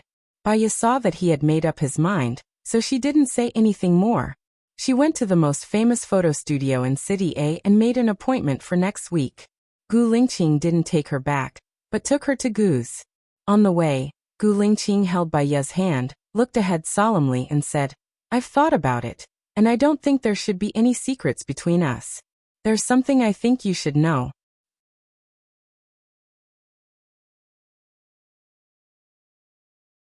Chapter 416. What? Bai Ye waited for Gu Lingqing to speak. Xia He has been arrested. She will probably be sent to the military court soon. If there are no accidents, she will be executed, Gu Lingqing said in a low voice. Bai Ye's heart skipped a beat. She thought of Xia He's delicate face. She thought that she was miserable, but it seemed that compared to Xia He, she was lucky. Where was she arrested? Bai Ye asked with sympathy in her eyes. She was arrested as soon as she appeared at the airport in a country. The one who arrested her was my former subordinate. He told me before he reported it, Gu Lingqing said in a low voice. You think she's a spy? Bai Ye asked as she tugged on her seatbelt. At first I was sure. I thought that only she and I would survive. If it wasn't her, there wouldn't be anyone else. But then Zhou Hailan appeared. There must be a spy between her and Zhou Hailan. But because Zhou Hailan was disfigured, imprisoned, treated inhumanely, and even had a child, she was more convincing than Xia He in front of the public. After all, Xia He disappeared for no reason and was unharmed, Gu Lingqing said in a low voice. So even if she was wronged, she could only die. Bai Ye's eyes dimmed. Although she had only interacted with Xia He a few times, she felt that Xia He was a good person. He was tough and tenacious. In fact, after Zhou Hailan appeared, I asked someone to keep an eye on her. She hasn't been abnormal for 2 years. If she's a spy, it doesn't make sense. You also think that Xia He is a spy? Bai Ye understood what he meant. To be exact, I don't know. Because I think what you said makes sense. If she's a spy, she shouldn't be so miserable. If she's a spy, there's no need for her to come back. Also, was she arrested as soon as she appeared at the airport? This doesn't make sense, unless someone knows her movements like the back of their hand, Bai Ye said suspiciously. Gu Lingqing stopped the car and looked at Bai Ye with a sharp gaze. Bai Ye looked at him, puzzled. What's wrong? If someone knows her movements like the back of his hand, who do you think it would be? Gu Lingqing asked. Su Jiran? No, when Su Jiran went to the island, Xia He had already left. Shiniyan? No, Lu Shuang wouldn't tell Shiniyan this. Who could it be? Maybe Xia He met someone after he went out. Bai Ye guessed. Gu Lingqing was silent. He looked ahead as if he was thinking about something. What's wrong? Bai Ye held Gu Lingqing's hand and asked worriedly. Gu Lingqing made a call. Leng Shuang, how did you catch Xia He? There was an anonymous call to me. He said that he could catch Xia He at the airport, so I sent someone there, Leng Shuang said. Can you find out who called you? No, the person's phone number is a virtual account, and it's mobile. I suspect that the signal was sent from a car, Leng Shuang said. Cancel the previous decision. Detain Xia He first and report it to the higher-ups, Gu Lingqing ordered again. Bai Ye understood. When he made the call, he ordered, I don't want anyone to know, so you do it first. He probably meant that he didn't want anyone to know that Xia He had been caught, and didn't report it to the higher-ups. He also wanted to protect Xia He. Unfortunately, this was a trap set by the enemy. If he didn't let Leng Shuang report it, not only would Leng Shuang die, but he would also die. This trap was very likely to be targeted at him. I'm sorry, Gu Lingqing said to Bai Ye after he hung up the phone. I hope that Xia He is a spy. Otherwise, it would be very unjust. Bai Ye pulled a gloomy smile. I still remember that time when I brought them out and watched them die one by one in front of me. If Xia He wasn't a spy, I wouldn't be able to eat or sleep well for the rest of my life when I saw my only remaining brother die in front of me. Report it to the higher-ups. I will save her, Gu Lingqing said. Qing said in a deep voice. Perhaps this action of yours is also within their expectations. They will say that you and Xiahe are together, so you are a spy. In addition to the fact that you were framed previously, I'm afraid you can't even protect yourself. I think we should take our time to think about it. Baiya was worried that something might happen to Gu Lingqing. Gu Lingqing was silent. He started the car and didn't say anything, but his brows were tightly knitted. Baiya was worried. Can you arrange for me to meet Xiahe? Gu Lingqing nodded. I'll ask Leng Shuo to arrange it. We should be able to meet before dinner. Gu Lingqing didn't go to the company. After contacting Leng Shuo, he asked Baiya to go to Ying's secret base after a few anti-tracking techniques. When Xiahe saw Baiya, he was very excited. He grabbed the metal bars and asked, "Why are you here?" "Yes, why are you back?" Baiya asked in return. "Baiya." Xiahe looked around, held Baiya's palm and wrote in her palm. "Other than you, I can't find anyone else I can trust." Baiya looked at Xiahe with a heavy heart. Sometimes being trusted was also a kind of burden. "I also have a lot of things to ask you. I've told you before that if you want to come back, there must be a complete way." Baiya held Xiahe's hand and wrote in her palm. "I know a secret about that operation." Xiahe looked at Baiya. Baiya also looked at her. Her mind was buzzing, as if a bone was suddenly exposed in an airtight egg. It was a creepy feeling. She was very nervous. She pulled out her hand and clenched her fists. The more secrets one knew, the faster one would die. This was always a truth. She was worried that she would fall into a quagmire and be unable to get out. From then on, her life with Gu Lingqing would be in a mess again. "Baiya," Xiahe called her. Baiya came back to her senses and stared at Xiahe. Perhaps from the beginning of that operation, Gu Lingqing's life had changed. As his girlfriend Zhou Hailan disappeared, many of his brothers died in that battle. When he went back to carry out the mission, he was drugged. After taking her, someone extracted his sperm and made Zhou Hailan pregnant. This meant that there was a group of people behind the two missions. After she was pregnant, someone took Xiaoyan away.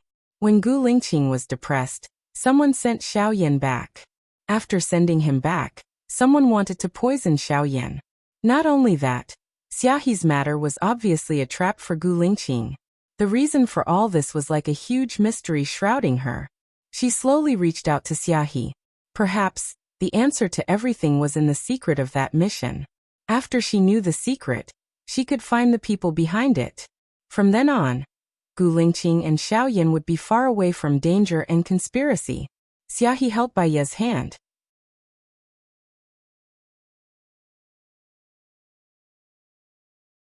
Chapter 417. Plead for what? Plead for her to save her, or for something else? Baiya realized that her hands were trembling.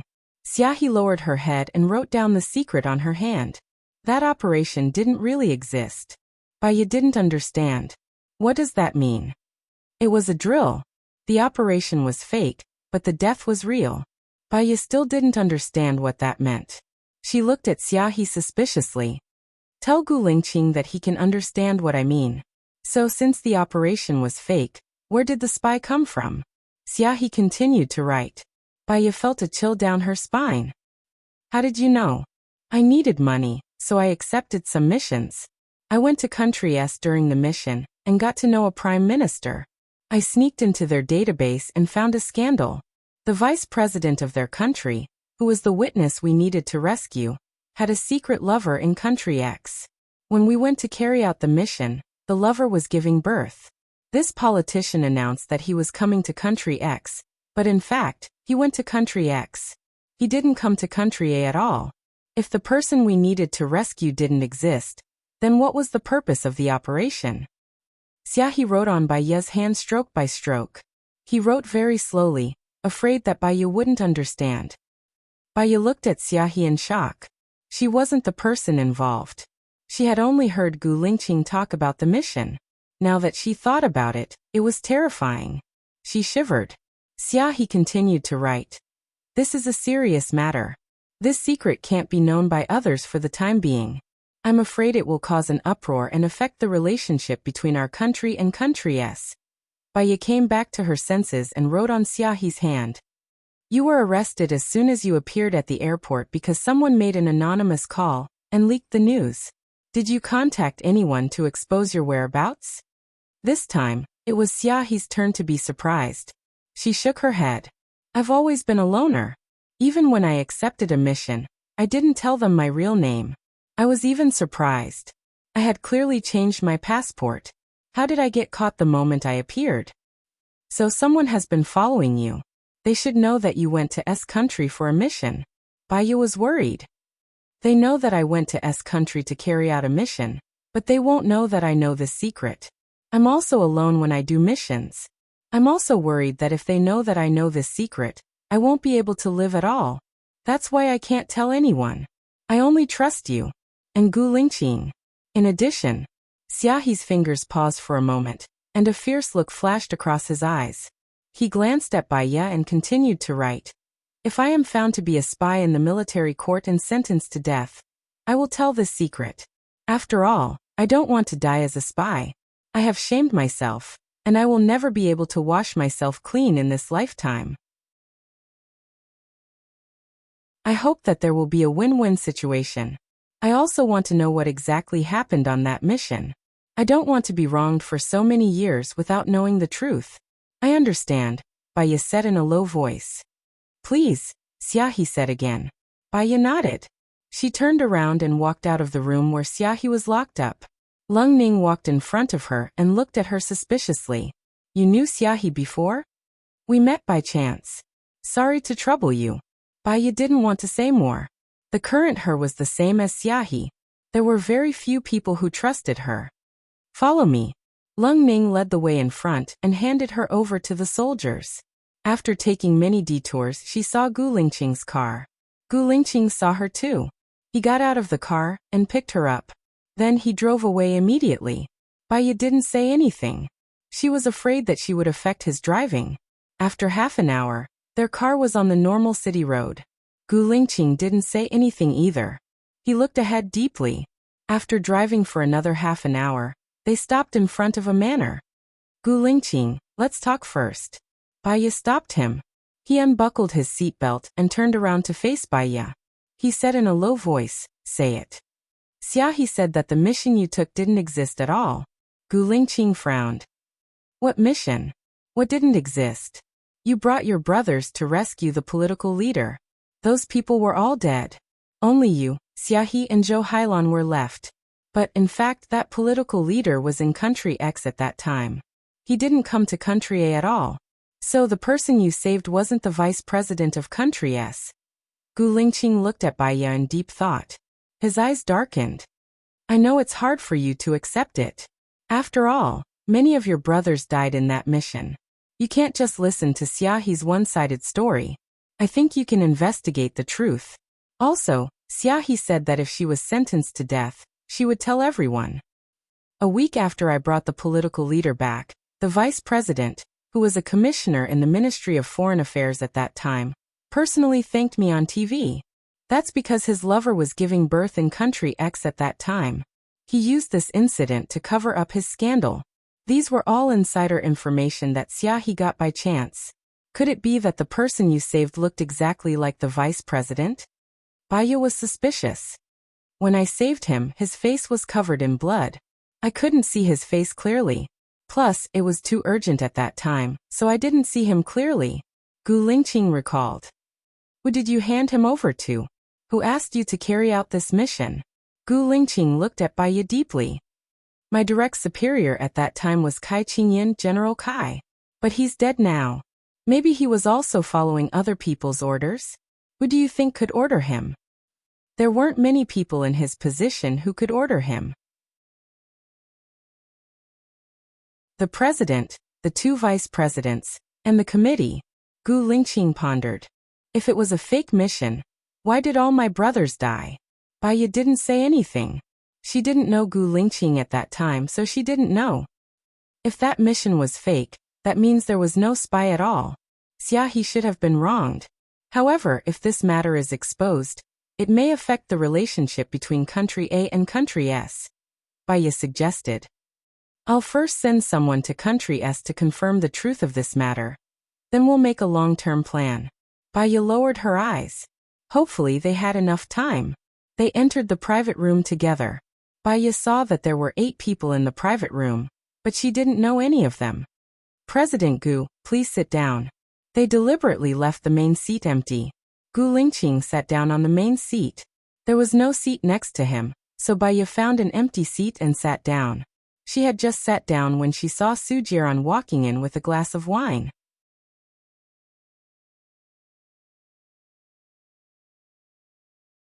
Chapter 418. Hearing Su Jiran's tone, Baya subconsciously felt uncomfortable.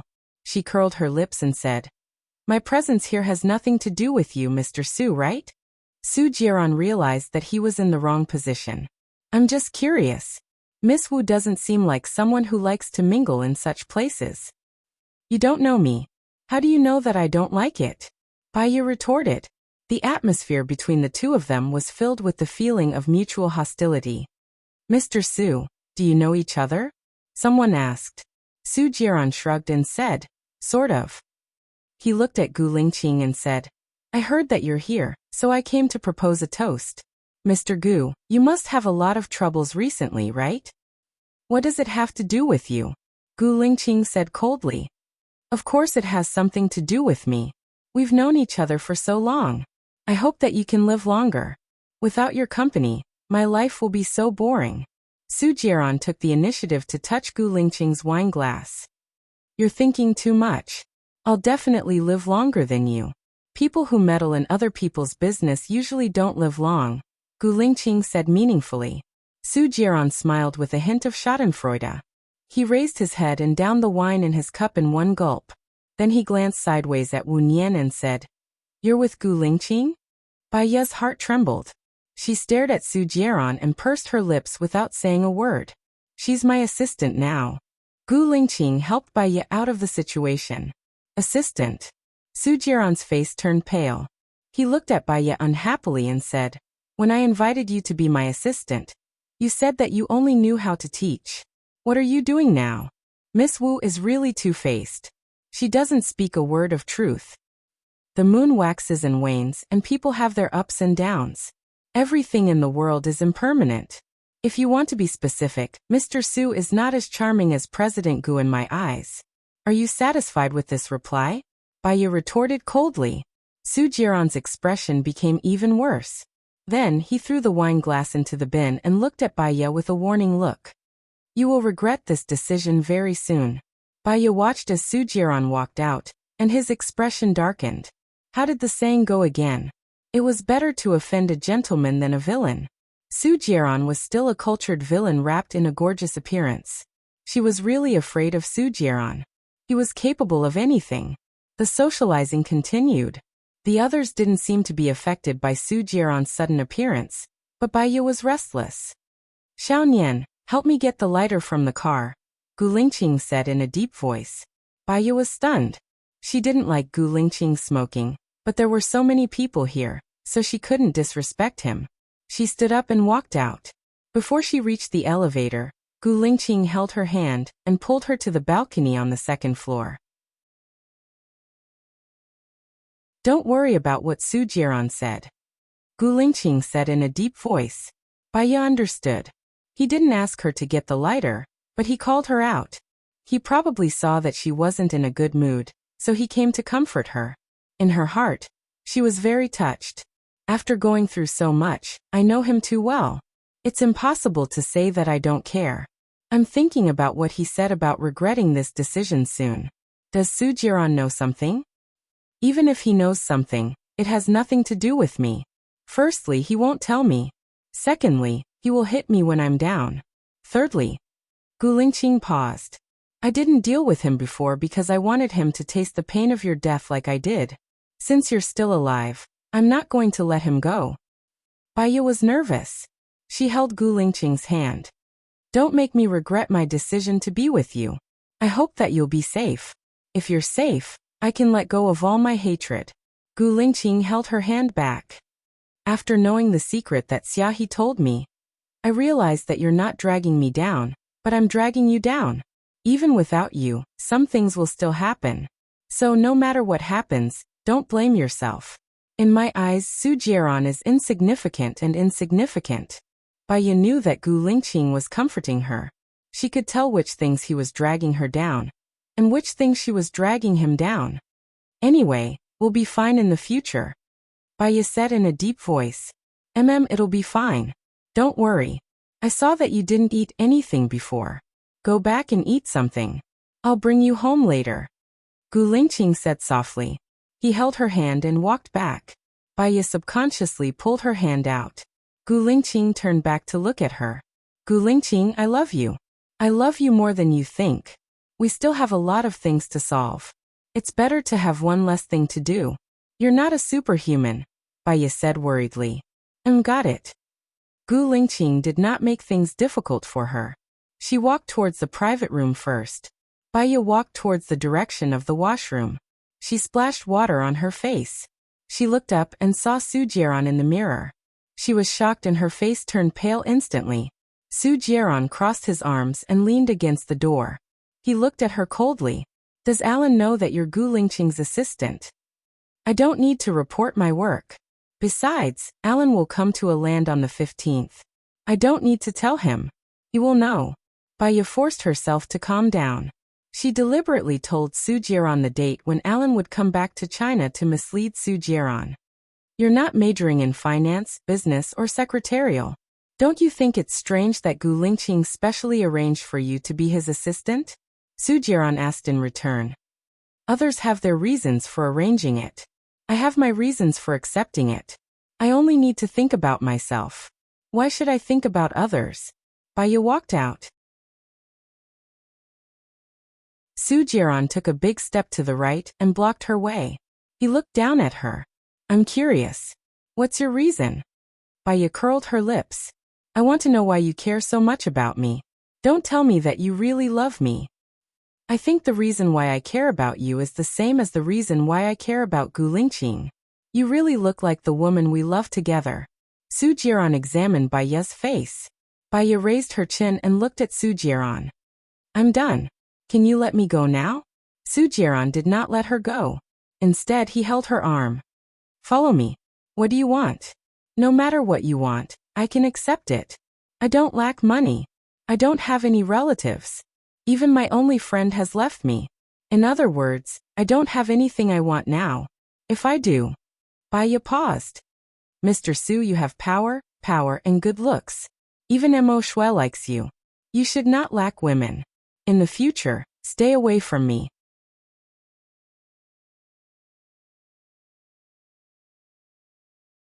Chapter 419. Baiya curled her lips. What if the woman you love comes back?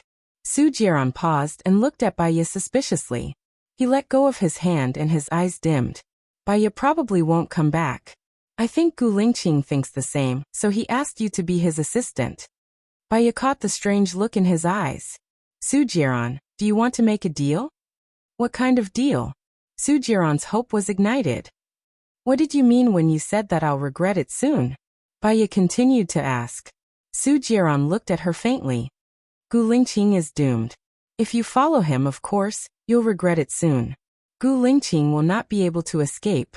What does this mean? Wu Nian, don't tell me that you're really worried about Gu Lingqing. Don't tell me you're interested in him. Su Jieran squinted his eyes in suspicion. If you're referring to Xiaohe, I think you're thinking too much. Gu Lingqing won't save Xiaohe. Baiya made it clear. Su Jieran was slightly shocked. How do you know about Xiaohe? I know more than you think. For example, that mission is a fake mission, Baiya said, scrutinizing Su Jieran. Su Jieran was even more shocked. How do you know? Who are you? I think I should be the one asking you, not the other way around. Who are you? Who are you working for? Wu Nian asked suspiciously. Su Jieran hugged Baiya's waist. If you want to know who I'm working for, come to my side. I'll tell you everything. Let go, Baiya ordered. So you stayed by Gu Lingqing's side because of someone's order? Was it Shin Yan's order? Su Jieran asked. Baiya stared at Su Jieran. He He was very smart. Even though he was stunned for a moment, he quickly regained his composure. He would not let her get information out of him easily. If she continued to be entangled with him and panicked, she would expose even more. The more you know, the sooner you die. Baya stepped on Su Jiran's foot forcefully. Su Jiran felt the pain and loosened his grip. Baya didn't even look at him and walked towards the private room. I advise you not to follow in Jo Halen's footsteps. You've seen what happened to her. She's basically abandoned, Su Jiran said from behind her. Baya stopped in her tracks. She really regretted not turning on the recording. Otherwise, her words might have been useful. She glanced at Su Jiran. You'd better worry about yourself. Su Jiran smiled devilishly. Seems like you don't know much. Your level is very low. Baya turned her face away and walked towards the private room. Along the way, she kept recalling the conversation she had with Su Jiran. Although he was cautious, she still heard some of it. She pushed open the door of the private room. Gu Lingqing was frowning. When he saw her, he relaxed and said in a low voice, "Does it take so long to get something?" "I didn't see a lighter in your car, so I looked for it for a while," Baya said and sat down. "President Gu, don't be angry. I have a lighter here." Director Wu took the opportunity to suck up to him. He took out a lighter and lit it up. Gu Lingqing lit a cigarette and looked at Baya. Baya met his gaze. He gestured to the dishes on the table. She lowered her head and ate. "This is Xiaowu, right? Here's to you," a strange man said to Baya. Baya raised her glass. "She needs to drive for me. She can't drink," Gu Lingqing said in a low voice. "Oh yes. We abide by the law. We don't drink when we drive, and we don't drive when we drink," Director Wu said quickly. She looked at Gu Lingqing and said with a smile, "President Gu, when are you free? I'll make arrangements for that location." "Thank you," Gu Lingqing said in a low voice and looked at Baya. Baya met his eyes again. She put down her glass, lowered her head and continued to eat. Gu Lingqing slightly raised the corners of his mouth, and his heart was filled with warmth. Half an hour later, she couldn't eat anymore. Gu Lingqing said to Director Wu, "I have a child at home. I'll go back first. Zhang will make arrangements for you. Have fun." "Thank you, President Gu," Director Wu said with a flattering smile. "You're welcome." He stood up. Baya stood up as well. He went out. Baya picked up her bag and followed him out. "Be smart next time. You're going out to eat with me, not to drink with me. Every time you say you're going to drive me away, understand?" Gu Lingqing said. "Oh, I forgot," Baya explained. Gu Lingqing pressed the button for the elevator. "Why did you take so long to return to the room? If you came back 1 minute later, I would have gone to look for you." "I bumped into Su Jiran in the washroom." Baya didn't hide it. Gu Lingqing's eyes turned cold. "Stay away from him if you see him next time. I talked to him for a while."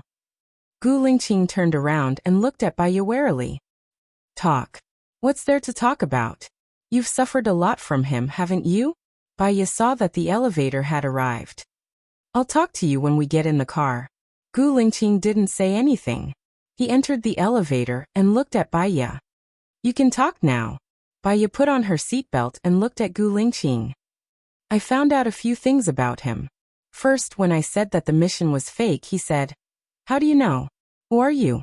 This means that Su Jiran knows that the mission was fake. I remember that Su Jiran is the president's man. This means that the president knows that the mission was fake. Second, he thought that I was ordered by Shen Yan to stay by your side. He said that I shouldn't follow in Jo Halen's footsteps. This means that Jo Hailan was ordered by someone to stay by your side. Shen Yan is very cunning. Maybe he deliberately said something to confuse you," Gu Lingqing said cautiously. "I don't think so. Also, let's say that the president knew that the mission was fake. Could it be that the former president asked someone to catch Xiaohe?" Baya guessed. "Impossible. If the mission was arranged by Shen Yan's father, he would have killed Xiaohe after knowing his whereabouts. He wouldn't have asked my people to catch him. So the person who asked Leng Shuang to catch him can't be the one who planned the fake mission. Moreover, we still don't know which faction Su Jiran belongs to," Gu Lingqing said solemnly. If Zhou Hailan was ordered by someone to stay by your side, she should know that it was a fake mission. Through her, we can find out who planned the fake mission. What's the purpose of the fake mission? The mission is fake, but the death is real. What's the purpose of the death? Is it for you or for someone else? Baiye had many questions in his mind.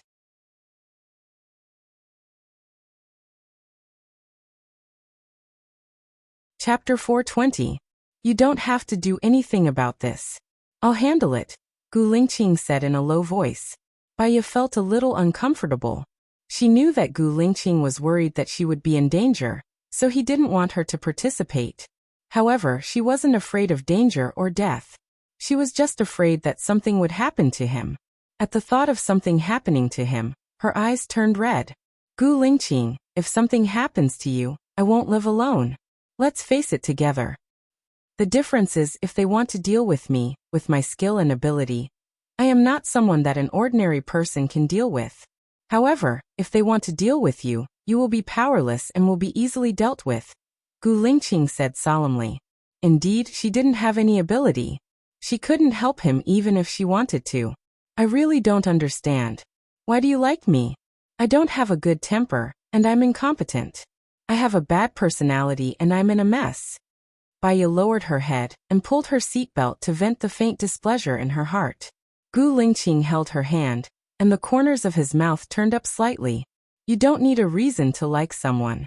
Maybe it's just a moment of affection. I only know that you make me miss you, and I can't see any other woman in my eyes anymore.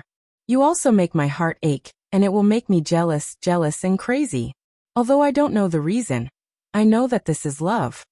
It was rare for Gu Lingqing to say sweet words. Most of the time he was a man of few words. But every time he said it, it made her feel incomparably sweet. Although I'm unarmed, I know that as long as you're here, nothing will happen to me. Didn't something happen to you on the deserted island? That's because you weren't there. So I can't protect you all the time. Gu Lingqing seemed to know what she was going to say, and blocked her words. Baiye twitched the corner of her mouth. I don't want to be a woman who causes trouble everywhere, and only needs your protection. I want to fight side by side with you. There's a place for you to fight side by side. Do you know who Director Wu is? Gu Lingqing asked. Baiye shook her head. How would I know? I'm not a businessman. He's the owner of Shengchuan City's Land Planning Bureau. The person with him is the director of the investment promotion agency, Gu Lingqing explained. Shengchuan City is surrounded by mountains. It's the poorest province in country A. Do they want you to develop your career there? Baiye guessed. Yes, they want me to develop my career in Shengchuan City, but my goal is the treasure. Isn't the treasure in the gold source? Baiye was surprised. No, I looked for a lot of information, consulted experts, and combined it with the unfinished diary. I found the correct address. It's not in Jinyuan, but in Shengchuan City. We have to do T have to say. We have, Guti to say. T2. Yeah, by we. Shan, I'm. We have to do with it. T. By. We lon. To of it yeah. Do we. T. By. Even if you find the treasure, you don't know who the boss is. You will get yourself into more trouble. Gu Lingqing, you have enough trouble. Xiaohe's problem is not solved yet. Baiye disagreed. I can only negotiate with the boss after I get the treasure. To deal with the boss, we need to know who he is. Otherwise, we won't have any direction. I admit that you're right. I'm not asking you not to do this. I just feel that our priority now is to find out the truth behind your mission. We need to find out who the mastermind is. Then we can deal with the treasure. What do you think? Baiye asked. She felt that Gu Lingqing wouldn't be able to handle so many things at the same time, even if he was a god. Gu Lingqing looked at Baiye in silence. Baiye didn't say a word.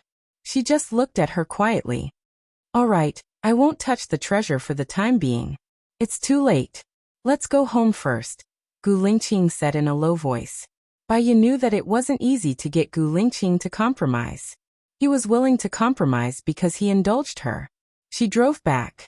On the way, she looked at Gu Lingqing. He closed his eyes and pretended to sleep. The lights from the street lamps flickered on his face, just like her mood at that moment. She had to think about it carefully and analyze all the accidents and possibilities. She couldn't take another wrong step. After an hour and a half, they arrived at the villa. Baya stopped the car. Gu Lingqing opened his eyes and looked at her. Xiaoya, you once told me that if you died, I would live well and take your place to complete your unfinished dream, right? Yes. She did say that. Gu Lingqing's reply at that time was to talk about it in the future. I promise you, but I also need you to promise me something, Gu Lingqing said in a low voice. He was very serious. Baya had a bad feeling in her heart. Gu Lingqing continued. If I die one day, I hope that you can live well and take my place. We still have Xiaoyan. Xiaoyan needs you to take care of him. He will have children in the future. Xiaoyan's children also need you to take care of them. Do you understand? Baya's eyes turned red instantly. She couldn't hold back her tears and they rolled down her cheeks in big drops. Gu Lingqing was a very confident person. In the past, when he encountered problems, he would always say, "Trust me, I can solve it." This time, he felt like he was leaving something behind. This meant that he also judged that he might not be able to solve it. Baya couldn't help but feel sad. I won't promise you. If you die, I will accompany you. We still have Xiaoyan, Gu Lingqing said. Xiaoyan has his adoptive parents, Baya said willfully. Her tears fell even more fiercely. Gu Lingqing reached out to wipe her tears. Baya pushed his hand away and turned her face away. She wiped her tears by herself, opened the door and got out of the car. Gu Lingqing had no choice but to get out of the car. Baya walked to the door. With her back facing Gu Lingqing, she said, If you die, they will deal with your son. Do you think I have the ability to protect Xiaoyan? No, I don't. The only one who has the ability is you. Gu Lingqing walked behind her. He reached out and hugged Baya. He buried his head in her neck and took a deep breath. Baya felt that his body temperature was pouring into her body bit by bit. However, she still felt very cold. She turned around and faced Gu Lingqing. Xiaoya, promise me, okay? If something happens to me, I will send you and your son out safely. No one will find you. Gu Lingqing looked at her solemnly.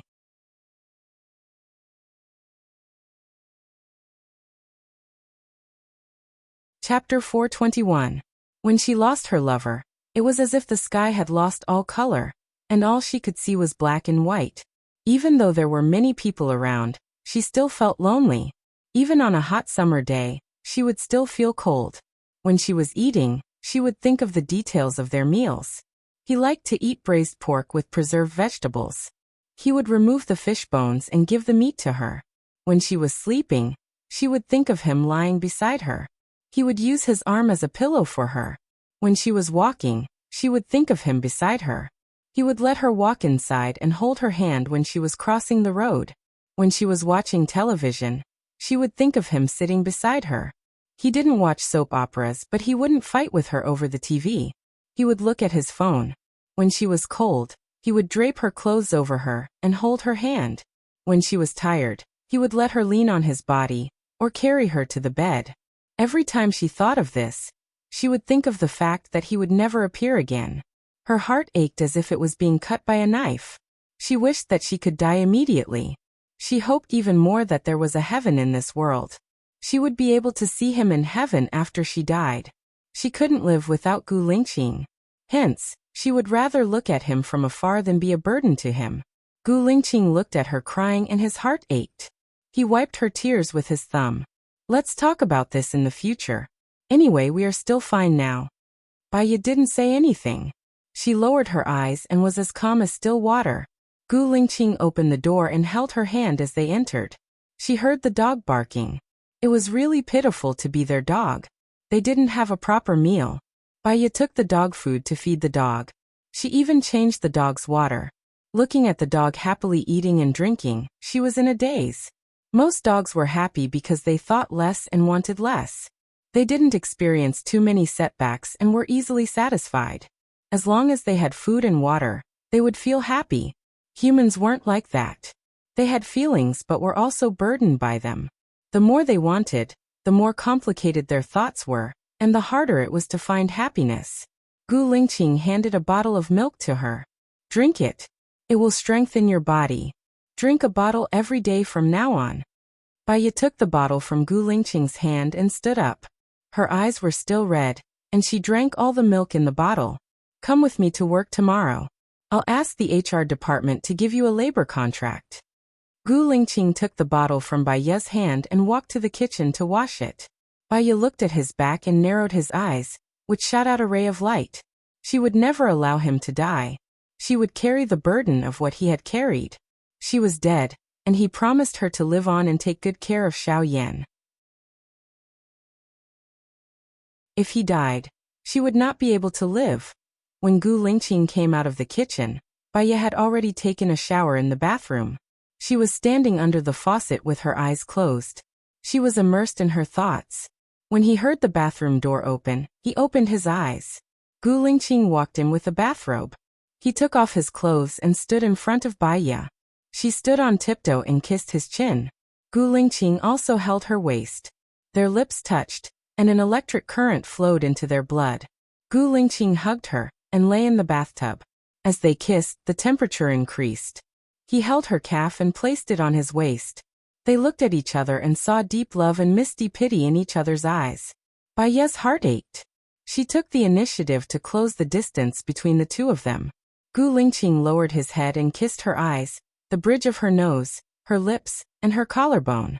The waves hit the bathtub, creating beautiful splashes and landing on the ground. Again and again, life surged forth. She hugged him tightly. When he couldn't see, she shed tears. She lowered her head and bit Gu Lingqing's shoulder. She could really feel his existence. 15 minutes later, it gradually subsided. The bathroom was so quiet that they could hear the sound of breathing. Gu Lingqing gazed at her. Just like how she gazed at him, they looked at each other without saying a word. Gu Lingqing was the first to smile. He pinched her nose and stood up. Baiya also stood up and hugged him from behind. Gu Lingqing, I don't want to go to work tomorrow. I want to go to the temple. The temple?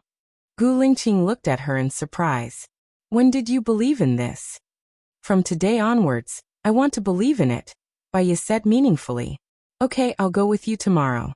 He took the bathrobe and wrapped it around her. Be careful not to catch a cold. Baiya wrapped the bathrobe around her and went out.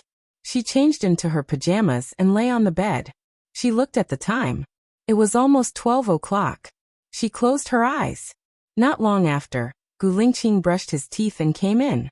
He lay beside her and looked at her peaceful face. Baiya waited for a while, but he did not turn off the lights. She opened her eyes and saw that he was looking at her. Aren't you going to sleep? It's very late. Gu Lingqing touched her nose. Your forehead, nose, and ears have not been fixed right. Yeah, I fixed my eyes, patted my chin, changed the shape of my face, lips, and eyebrows. I used to have a tough life, Baiya said. Gu Lingqing was amused by her. Why didn't I notice that I had a tough life? Baiya also felt that what she said was quite funny. Go to sleep. Gu Lingqing nodded and turned off the lights. Baiya turned over and faced her back to Gu Lingqing. Gu Lingqing also turned over and hugged her waist, pulling her to his side. Baiya was dizzy. She was really a little sleepy and fell asleep after a while. She had a dream. She dreamt that Gu Lingqing said that he wanted to go to Inner Mongolia, and forcefully pulled her onto a bus. There were not many people on the bus. The driver was playing with the picio in his hand, and told her that he wanted 12,000, and asked her to take a look. She took a look. It looked weird and she did not know what material it was made of. They arrived at a certain city area. She saw a tall building not far away. It was as though there were electric waves and magnetic fields. In an instant it exploded. She shouted, Gu Lingqing, run. Gu Lingqing pulled her and ran. She hugged her head and saw many stones falling in front of her. She was afraid that they would hit her head. When she looked at Gu Lingqing was gone and she was alone. Her heart tightened. She found a roof with its back facing the exploded building and squatted on the ground. She looked at the stones and corpses in front of her in a panic. It was raining heavily. She was worried that something had happened to Gu Lingqing. She ran out from under the roof and looked for Gu Lingqing everywhere. She could not find him and met Lu Shuang. Lu Shuang said that Gu Lingqing was already dead. He was hit by a huge stone. She cried in her dream. Xiaoya, Xiaoya. Gu Lingqing pushed her. Baiya opened her eyes and saw Gu Lingqing. She was glad that it was just a dream. However, she could not stop feeling sad.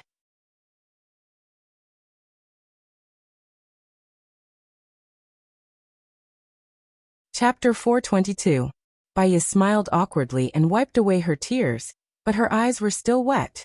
She pretended to be calm and said, I had a nightmare, I'm sorry. You dreamed that I was dead, Gu Lingqing said in a low voice. Baiya looked at Gu Lingqing in surprise. You kept shouting Gu Lingqing, don't die. Gu Lingqing explained. Baiya sat up and thought of the dream. Her heart still ached a little. She brushed the hair in front of her forehead and squinted at Gu Lingqing. I dreamed that you were killed by a stone. And I also dreamed of Lu Shuang. Dreams are all the opposite. It just proves that I won't die. It's still early. Do you want to sleep for a while? Gu Lingqing also sat up and looked at the time. It was only 5:45. Baiya shook her head. I used to wake up at this time.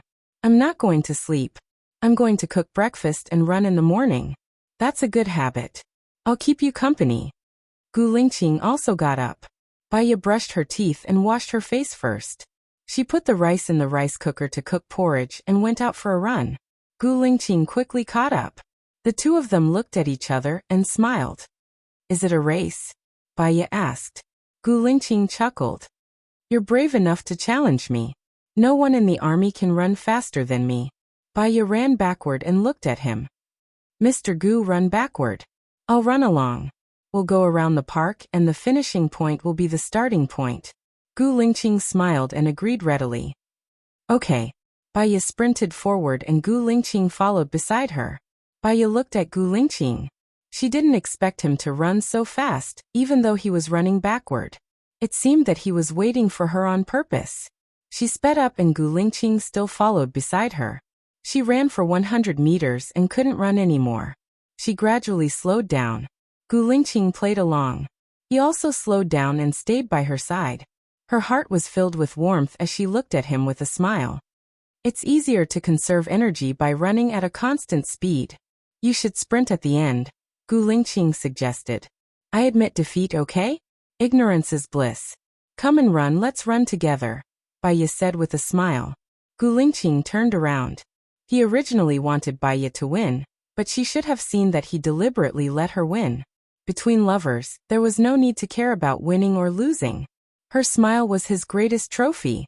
The two of them ran 10 laps around the park before Baiya stopped to rest.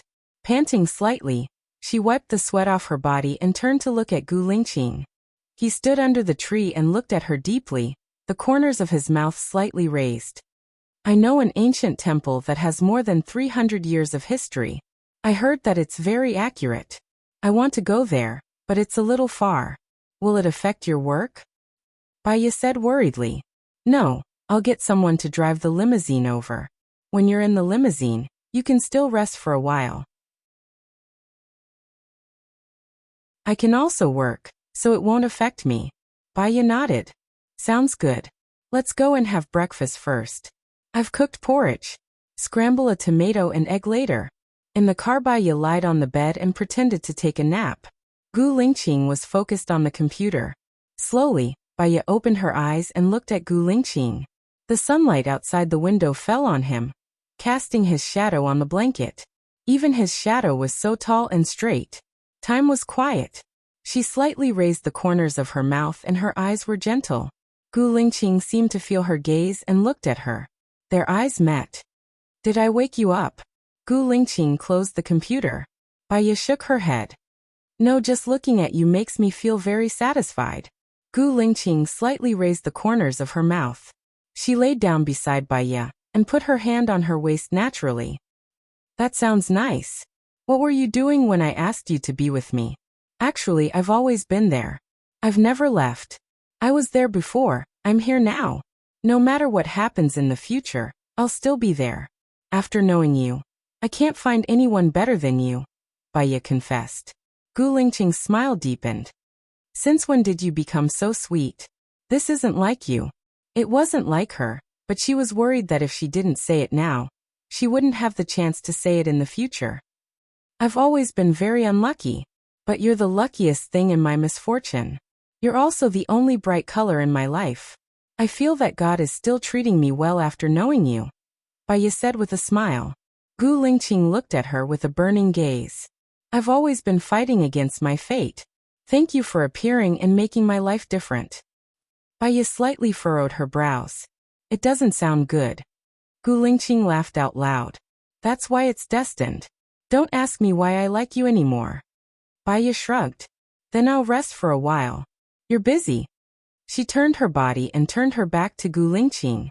There was a flash of determination in her eyes. Now, other than Su Jiran, there was also Zhou Hailan. Ever since they knew each other, Gu Lingqing had always been the one protecting her. Now it was her turn to protect him. Before they knew it, they had already arrived at the ancient temple. There were many people in the ancient temple. There were many people lining up to see the master. Baya was the last one in line. Gu Lingqing stood beside her.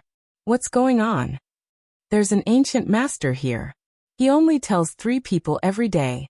Those who are told by him are very accurate. They can also turn misfortune into blessing, Baya explained.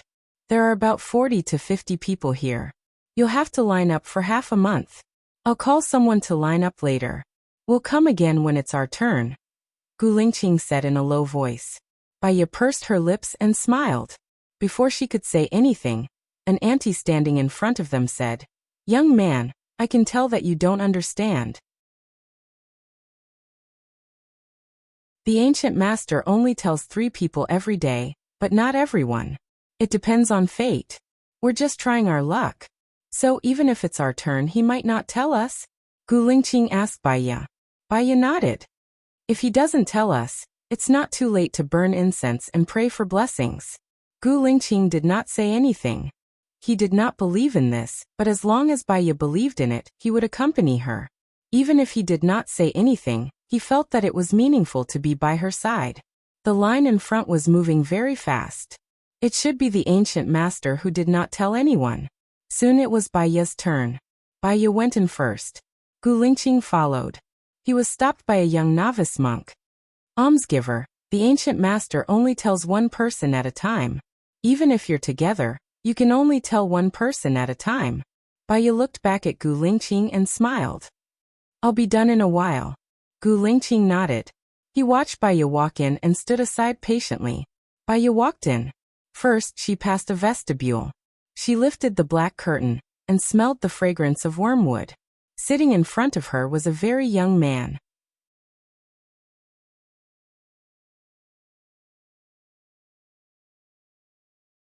Chapter 423.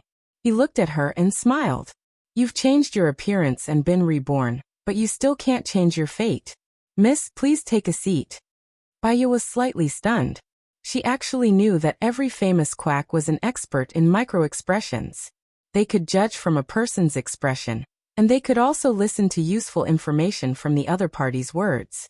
However, to be able to accurately say that she had changed her appearance and was reborn, she was still very surprised. She sat in front of the Master Gufa. The Master Gufa handed her a brush. Write down a word and tell me. What do you want to test? Baya took the brush from the Master Gufa and wrote down a word on the rice paper. She put down the brush and said in a deep voice, I want to know how to change bad luck and let myself and my lover be safe. The Master Gufa looked at the word written by Baya. Man can conquer nature. Miss, you actually have your own idea. You study psychology, so you should be able to control other people's hearts. If you can control other people's hearts, what can't you do? Baya looked at the Master Gufa in surprise. She had changed her appearance and looked different from the previous Baya. The previous Baya had appeared in various major news magazines, so it was normal for him to know that she studied psychology. However, when she appeared as Wu Nian, he could be so sure that he didn't need to test her. Indeed, she was shocked. You mean if I do what I want, I can let my lover and I be safe? Baya continued to ask. The Master Gufa smiled. You killed too many people in your previous life, which made you who you are. You stepped on many corpses to stand under the sun, so in this life, you will experience many setbacks. However, it doesn't matter. You are originally a person above others, and it is inevitable that you will be stained with blood. The important thing is, don't leave a trace. If you don't do it cleanly, you will disappear from this world. Baya's heart skipped a beat. What do you mean by it is inevitable that I will be stained with blood? What do you mean by unclean? I will disappear from this world. What are you hinting at? Speak clearly, speak clearly. There are many things that need to be experienced by benefactor. That's all I know. Grandmaster Gufa's expression did not change. Baya stood up and glared at him sternly. I know that fortune-tellers like you like to say ambiguous things and let others deceive you. In fact, you're just using your language skills. It doesn't count. Grandmaster Gufa smiled. If benefactor doesn't believe me, why come to my place? But you didn't tell me what I wanted to know. I only know how to predict fate. I'm not a deity who can predict the past and the future, and I don't have the ability to change everything. What you want to know, I've already told you the direction based on fate. As for the specifics, it all depends on how you go. How? You're right.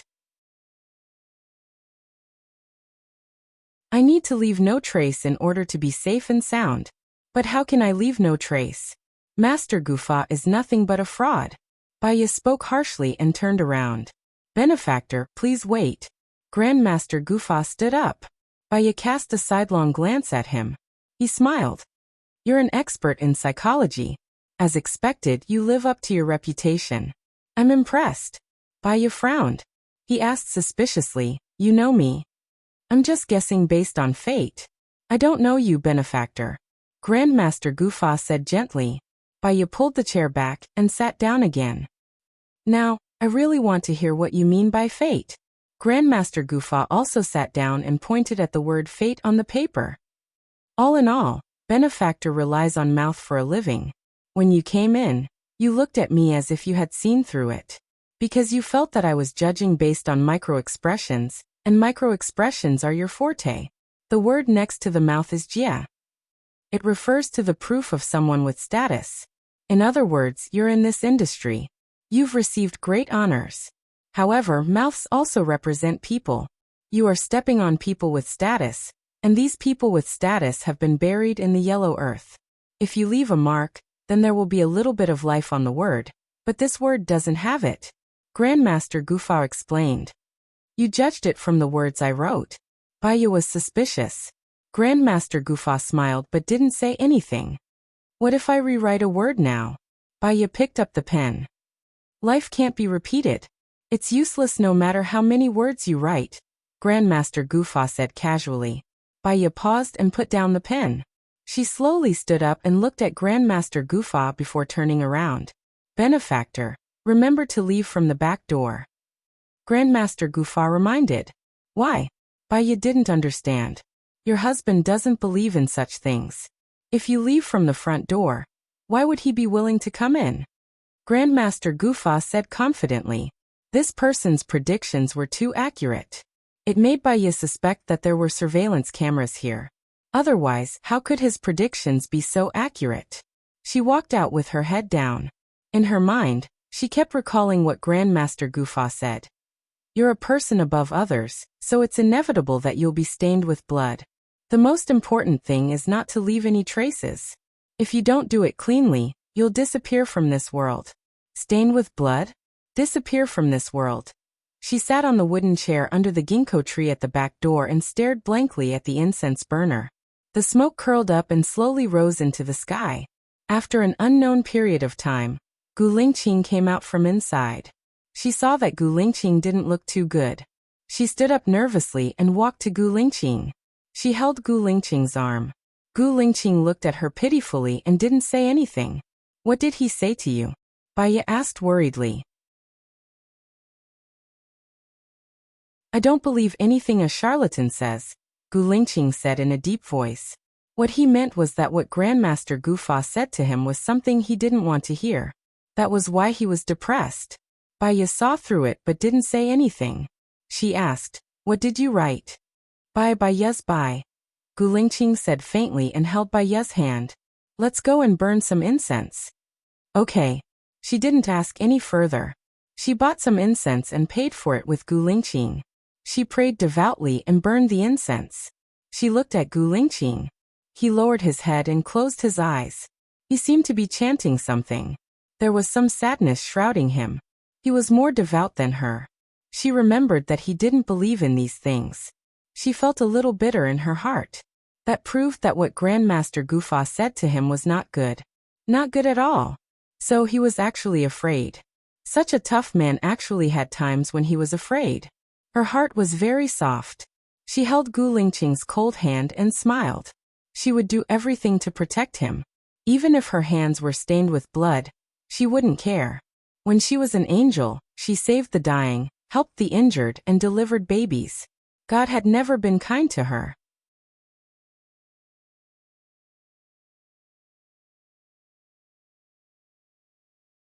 Chapter 424. They had dinner at the temple. When they got home, it was already 16 p.m. Baiya was cooking in the kitchen while Gu Lingqing was working in the study. After she finished cooking, she took a look at the study upstairs and went out with her phone and trash. She threw the trash bag away and walked to the big pagoda tree to make a call. Alan, I want to find some mercenaries. Can you help me contact them? Baiya asked directly. Yes, of course. What kind of mercenaries do you want? Alan said softly. He did not ask what she wanted the mercenaries for. He would give them to her if she wanted them. The best. I want 5 of them.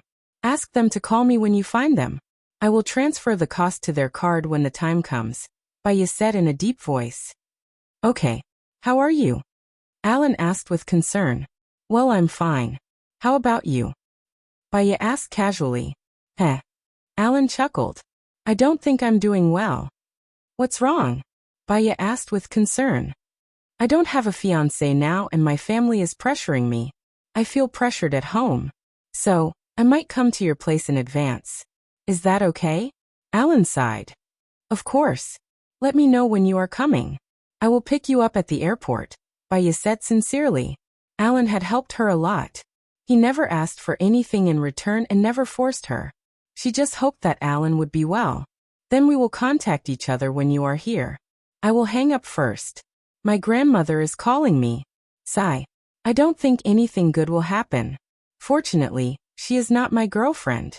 Otherwise, I will be annoyed to death, Alan joked. Baiya thought of Alan's grandmother. She smiled. When you are with her, you find her annoying. When you are not with her, you start to miss her. People are like this. You should cherish them. Well, that makes sense. Ehe. I will hang up now, Alan said politely. Okay. After Alan hung up, Baiya kept her phone and walked into the house. Gu Lingqing was looking for her. Where did you go? I was just about to call you out for dinner, said Baiya with a smile.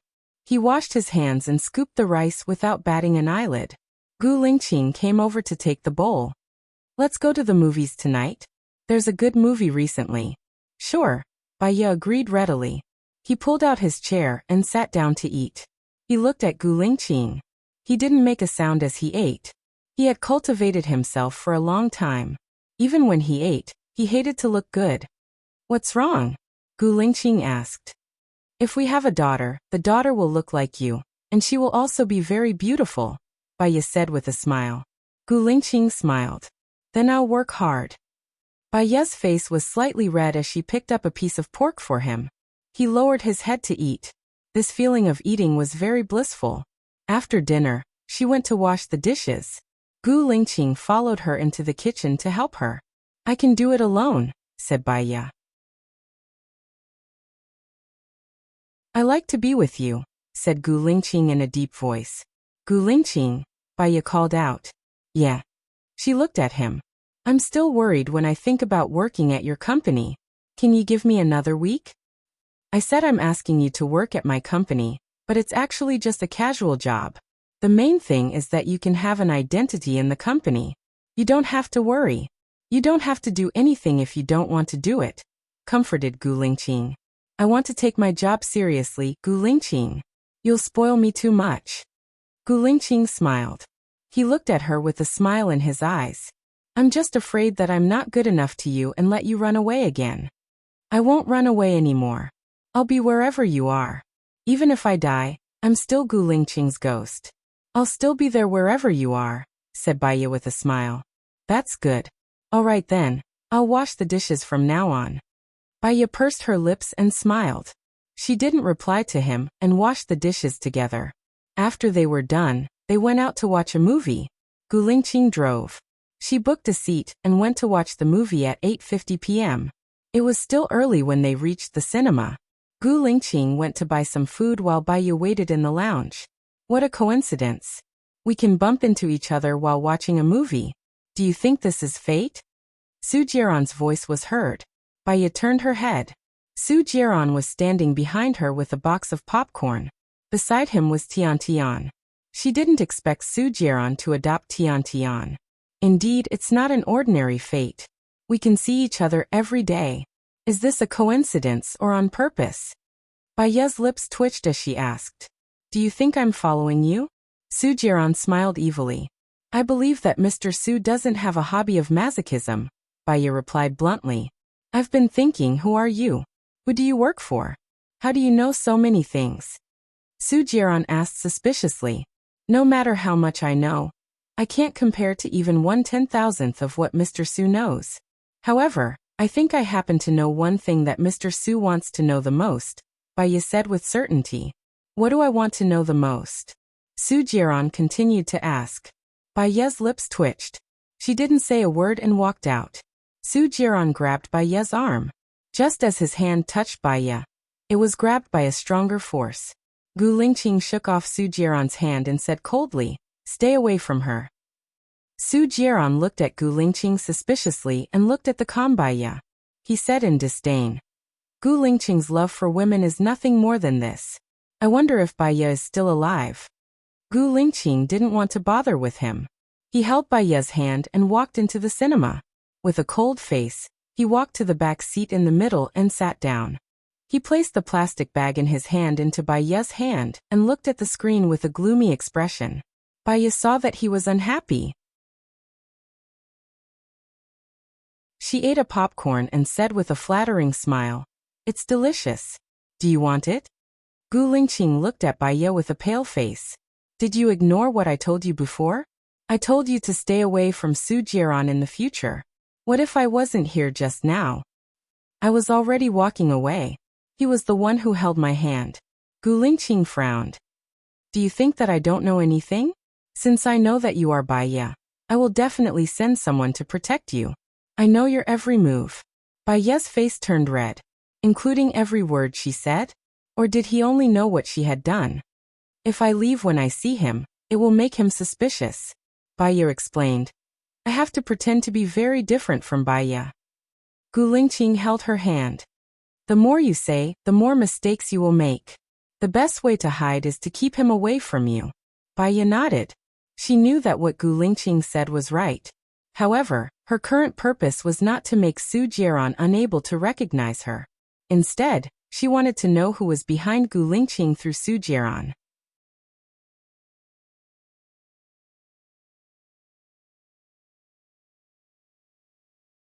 Chapter 425. The movie was very good. It was a hot-blooded patriotic action movie, mainly about the male lead thinking that his fiancée had died, so he went to Africa and gave up. In the end, there was a war, and he stood up for the country in his own name, saving the people who were trapped. There was a scene in the middle that made Baiya's heart ache.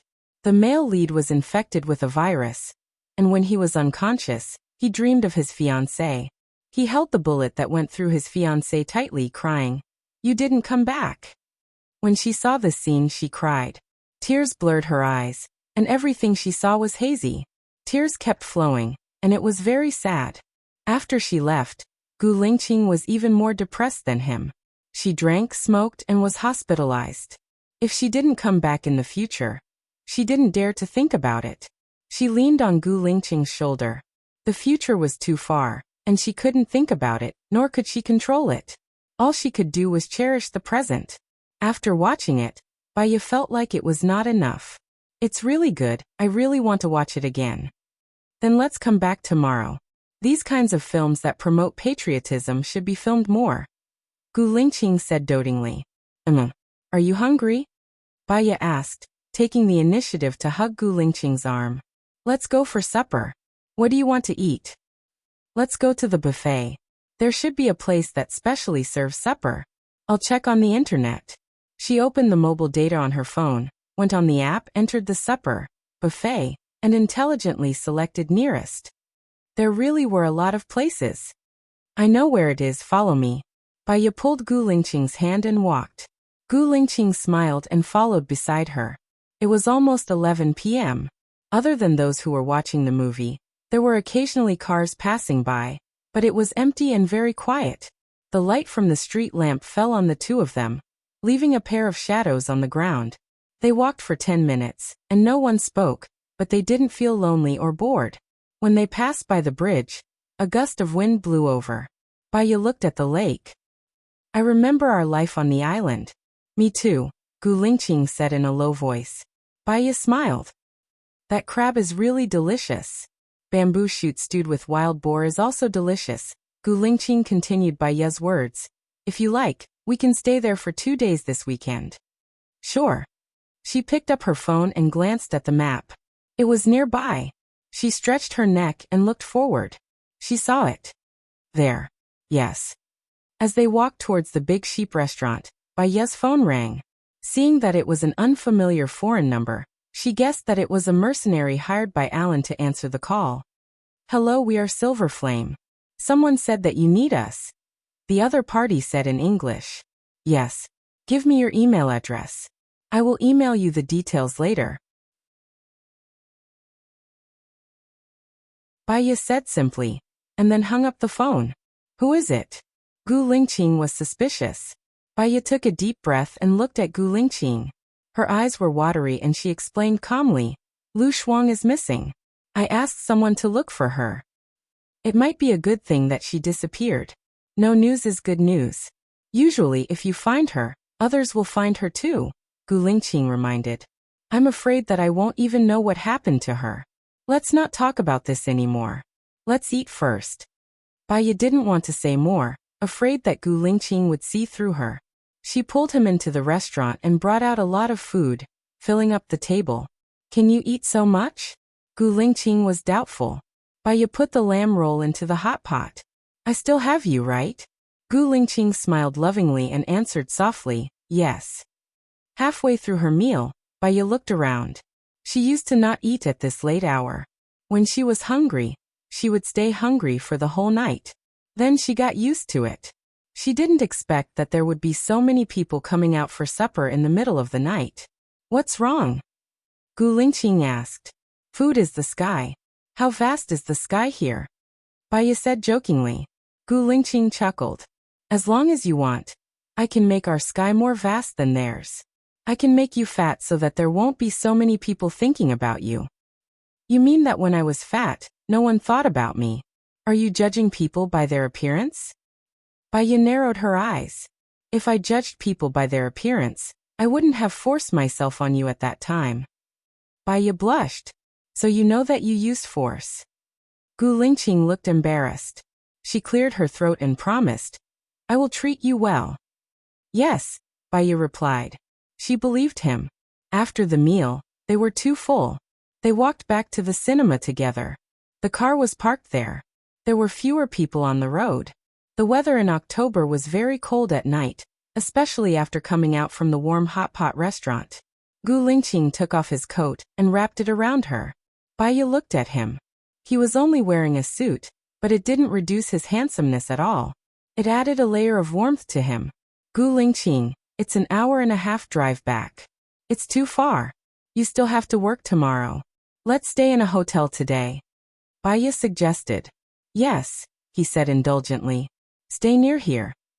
Baiya waved her phone. Let me look for it. She searched for a hotel nearby on her app. There's one near the cinema. Let's go there now. Okay.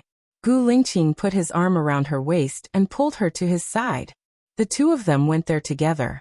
In the morning, when she woke up, Gu Lingqing hadn't woken up yet. He was also tired last night. After all, he was the one who did all the work. She tiptoed to the bathroom, turned on her phone, logged into her email, and saw the email sent by the mercenary. Your friend has already paid the advance. Don't worry, we've never failed before. We'll arrive in Country A at 1936 Country Time tomorrow. What do you need us to do? Baya replied the email. After replying, she brushed her teeth, washed her face, and left the bathroom. Gu Lingqing woke up. He got off the bed and kissed her on the forehead. Wait for me. I'll accompany you for your morning jog. It's okay if you don't go for a morning jog today. You can rest for a while more. Baya felt sorry for him. Then let's have breakfast together, Gu Lingqing said gently. Baya nodded. He went into the bathroom. She walked to the window and looked downstairs. Gu Lingqing said that he had sent someone to protect her in secret. It should be someone from the shadows. Ordinary people wouldn't be able to find out. If she wanted to act alone, she would have to ask someone from the shadows to follow her. What are you thinking about? Gu Lingqing put his arm around her waist from behind. Are the people from the shadows outside? Baya asked directly. Yes, they've always been here. Don't worry. Gu Lingqing didn't deny it. Where are they? In the car? Or on the road? Baya was suspicious.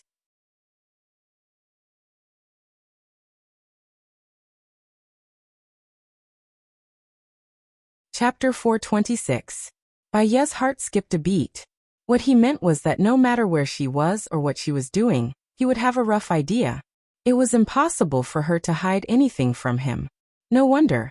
She always felt that Gu Lingqing knew a lot. Gu Lingqing looked down at her and continued.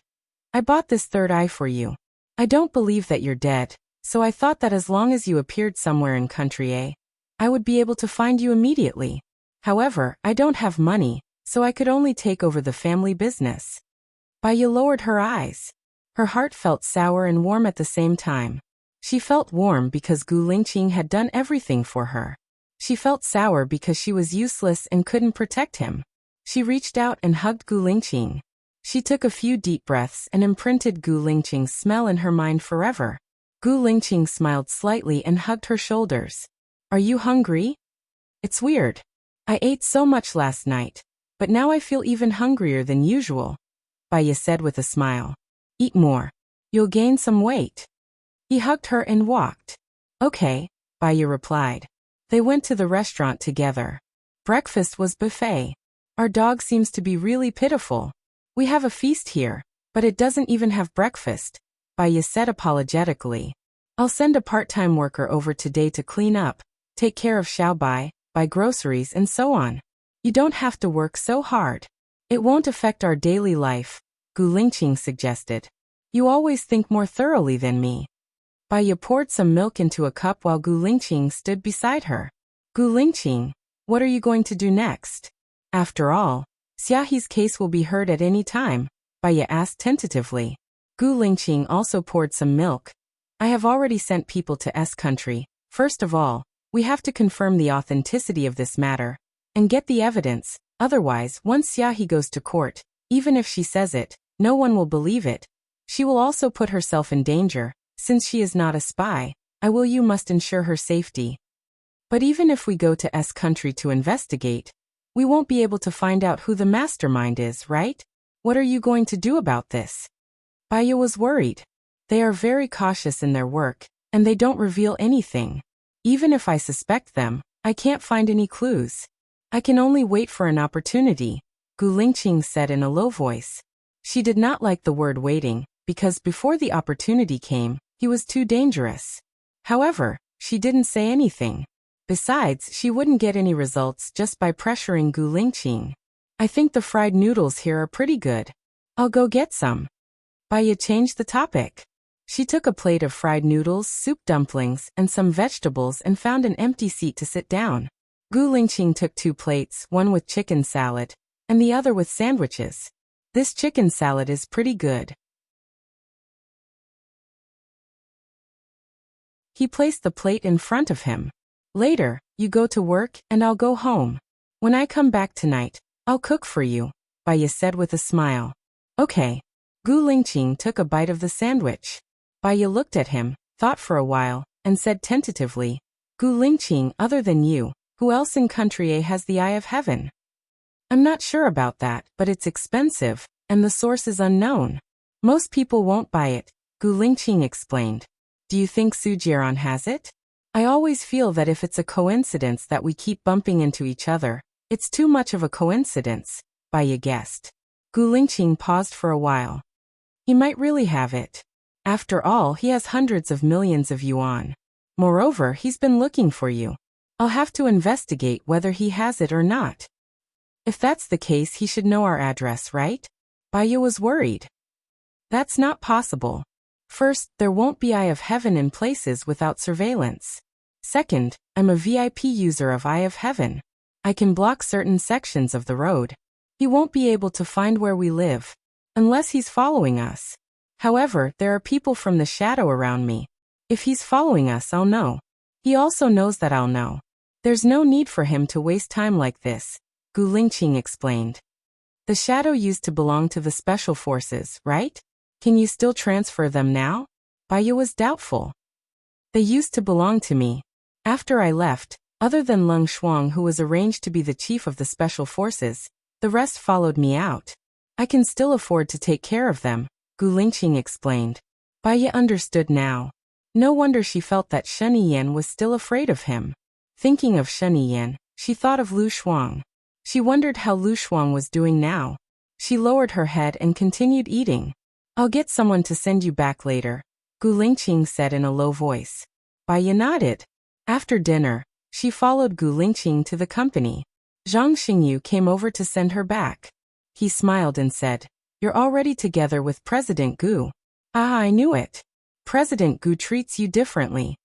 Bai Ye did not deny it. Since Gu Lingqing asked Zhang Xingyu to send her back, he must be someone that Gu Lingqing trusted. She looked at the surveillance cameras. There were no surveillance cameras after they entered Yongning Road. However, without surveillance cameras, she still had to ask Aning who was following her. Zhang Xingyu, do you know the Aning who is protecting me? Bai Ye asked directly. Yes, we used to be in the same group, Zhang Xingyu said straightforwardly. Bai Ye smiled. So, Zhang Xingyu used to be Aning too. Is he following us now? Bai Ye continued to ask. Not now because I'm here, Zhang Xingyu explained. Then how do we do the handover? What I mean is, are you sure he can protect me? That won't be a problem. We have the best chemistry. What kind of chemistry? Bai Ye asked doubtfully. Zhang Xingyu saw that Bai Ye was worried, so he said patiently, We have the third eye. There will be 4 people in the surveillance room. There will be one more person. Yesterday there were 2 people. They were in the hotel yesterday and followed us to the company. When I arrived, they could go back and rest because they were on the night shift last night. After I came and sent you home, there were 3 Dark Shadows people at your house to protect your safety at all times. 3? What if there are a few hundred of them? A few hundred? It's such a big commotion. We've already monitored them when they first set off. There are quite a lot of Aning. Don't worry, President Gu will definitely protect you, Zhang Xingyu said confidently. Then, what if I ask you to let me go now? Will there still be people protecting me? They will be here in 10 minutes. During this time, I will protect you, Zhang Xingyu said with a smile.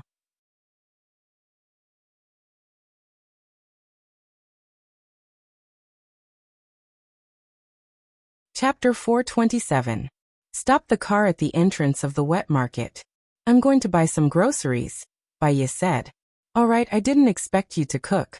No wonder President Gu likes you so much. Zhang Xingyu smiled. Bai Ye looked at him. Did you get to where you are now by flattering others? Haha, something like that. Zhang Xingyu was not angry. He smiled and said. Bai Ye smiled and felt apologetic. She should not have vented her anger on an innocent person. Zhang Xingyu stopped the car at the parking lot near the wet market and accompanied Bai Ye to buy groceries. She bought a caddy of silver thread noodles, 2 caddies of chicken wings, a caddy of shrimps, cucumbers, cabbage, and chicken broccoli. When she passed by a fishing gear store, she bought a fishing rod and 2 black goldfish. You made so many delicious dishes today. Zhang Xingyu helped Bai Ye carry the groceries. Yes, do you want to stay for dinner tonight?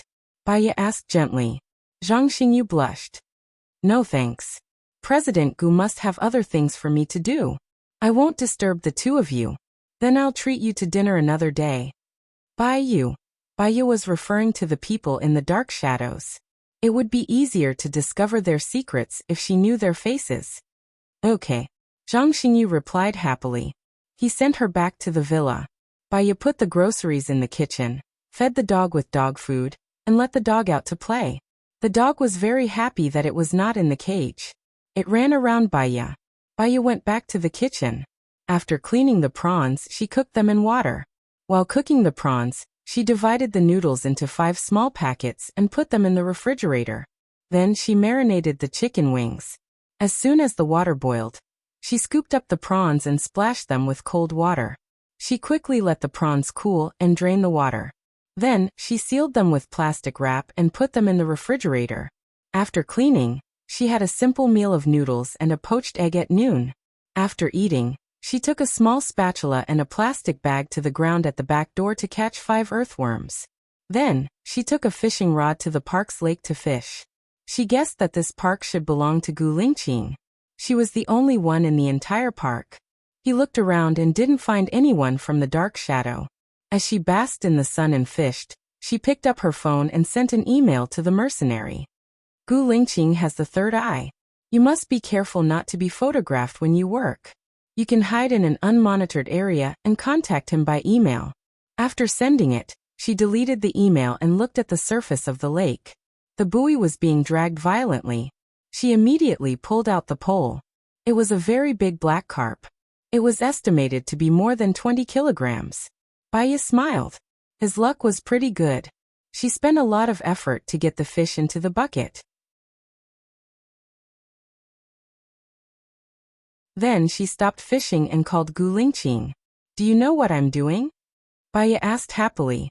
Gu Lingqing noticed that she was in a good mood, so he smiled slightly. I'm fishing.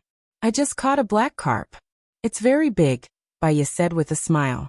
It seems that I'm going to have a good meal tonight.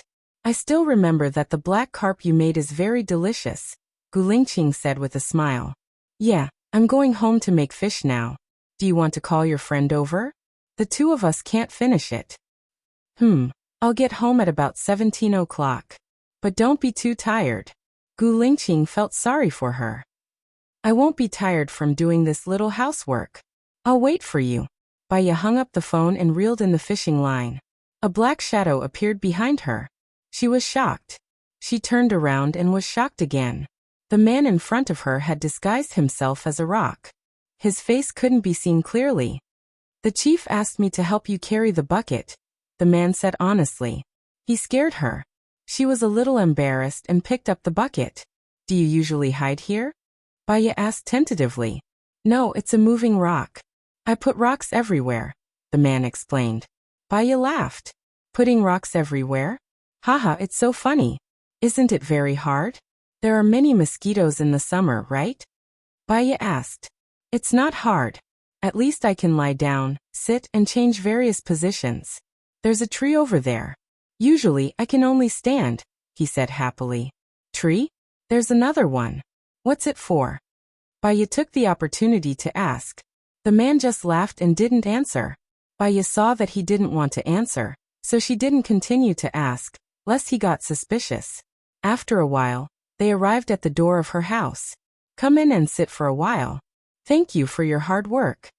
Baiyu opened the door. It's okay.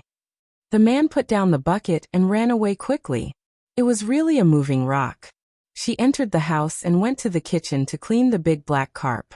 She was very curious. Where would the other one hide and what was he wearing? Soon, she cleaned the fish and prepared the fish head. Half an hour later, she started to stew the soup. The middle part was marinated and steamed. The other part was braised. After deboning, she chopped it into mud. A part was made into fish balls, a part was made into fried fish steak, and the tail part was made into grilled fish. She put cucumber, cabbage root, and some prawns into the grilled fish. Just as she finished grilling the fish, she heard the sound of cars parking outside. It seemed like there was more than one car. She washed her hands and ran to the door. Gu Lingqing came over.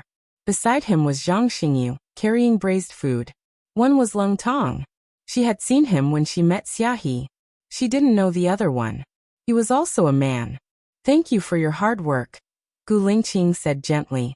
Bai Ye smiled. It's not hard at all. It's to serve the people.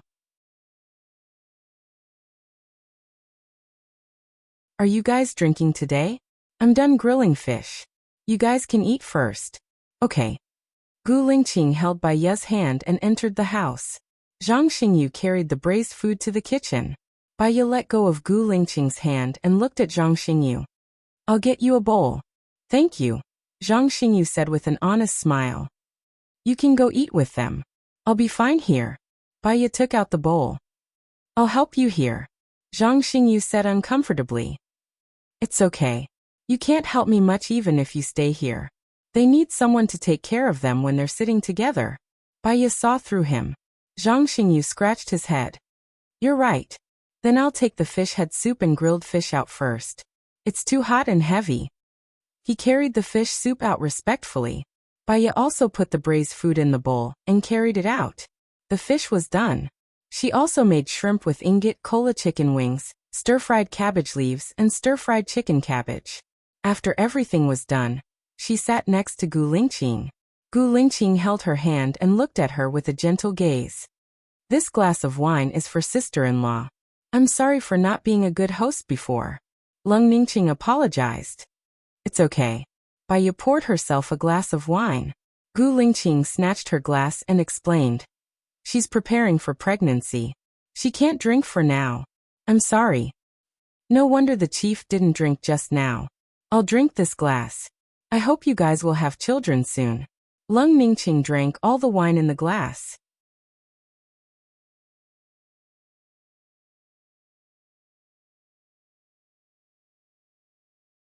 Chapter 428. Him. Who? Bai Ye looked at Gu Lingqing in confusion. It's best if it doesn't become a big deal. So we need you to report it directly and let the higher-ups make a decision first, Gu Lingqing said in a low voice. If we report it, I'm afraid the person behind the scenes will know too. It'll be harder to find him again, Lung Shuang suggested. At least after everyone knows, Xiaohe will be released and her life won't be in danger.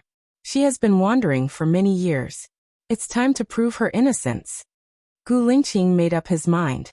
But in this way, it'll be hard to get rid of the danger to the chief. Lung Shuang was worried. No, after the people above know about it, they will investigate it thoroughly. The person behind the scenes is a very cautious person. The more cautious he is, the more careful he is, the less he will act. Maybe the people above can really investigate and find some clues. Gu Lingqing analyzed. What about him? Let him go. Anyway, there's a video. He won't dare to act rashly, Gu Lingqing ordered. Okay. That person took the order. He drank the liquor in one gulp and looked at Bai Ye.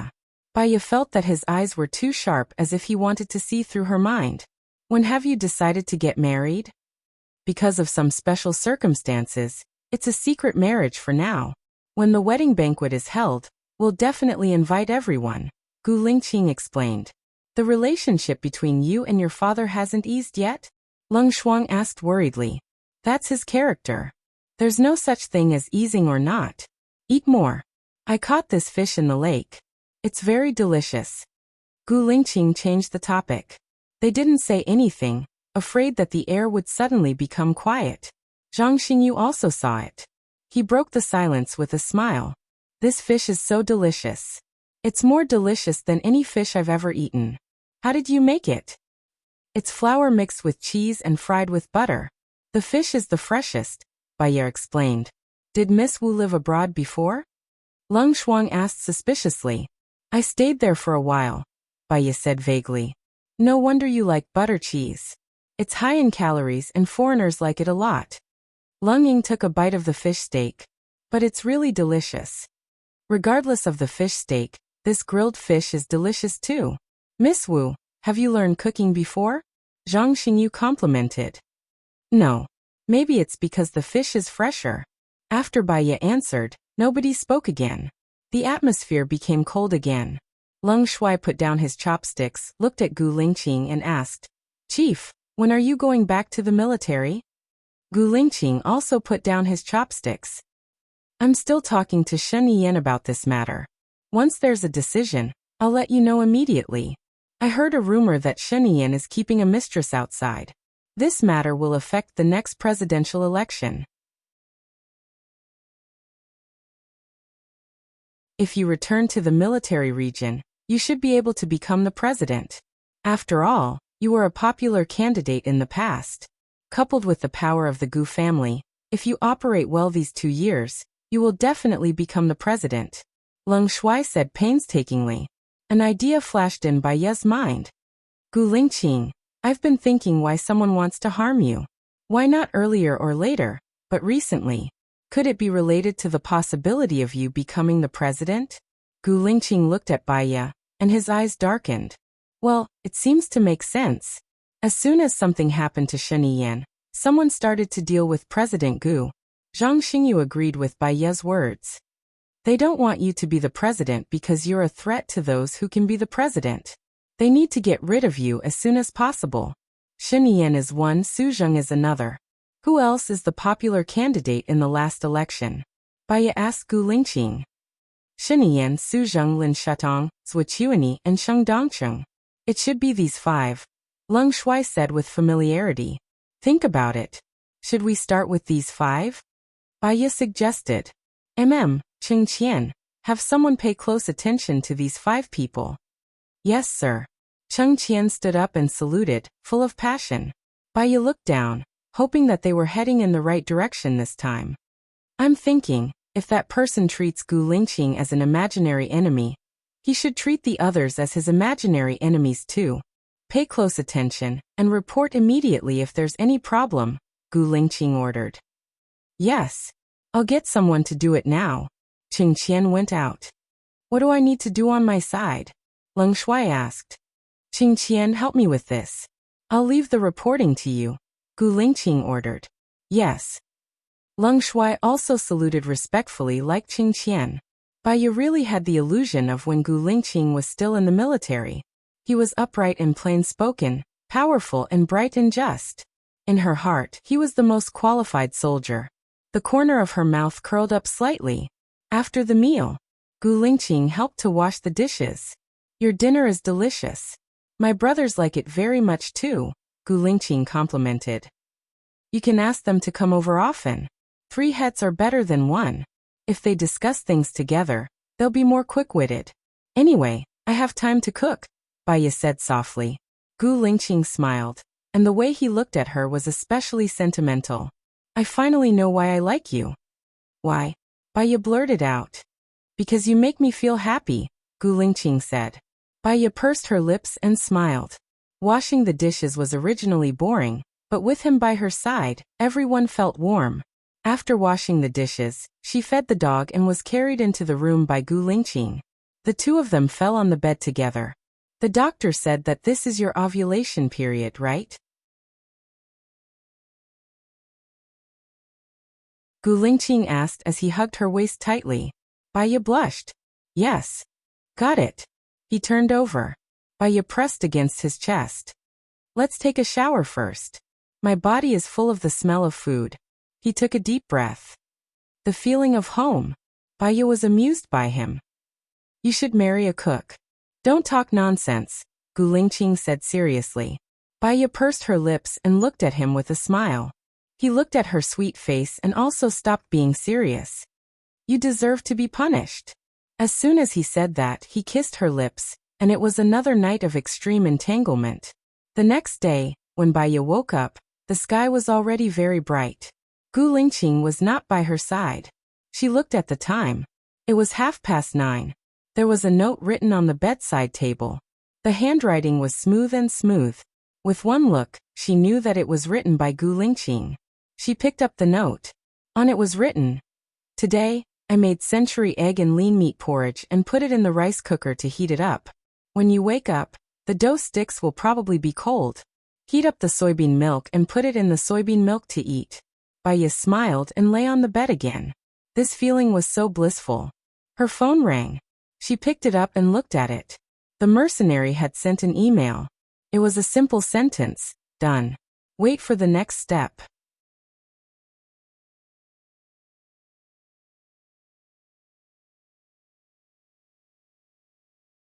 Chapter 429.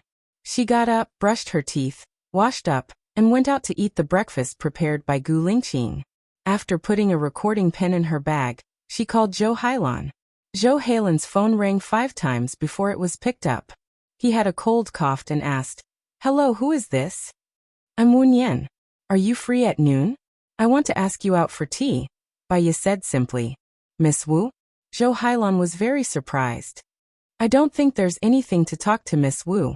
Why did you call me all of a sudden?" "Ahem." Zhou Hailan coughed again. "There's something important I want to talk to Miss Zhou about. Tell me the place, and I'll be there now," Baiya said. Zhou Hailan was silent for 3 seconds. "I've caught a cold recently, and it's not convenient for me to meet you." "It doesn't matter. I can go to your house. Just give me 10 minutes.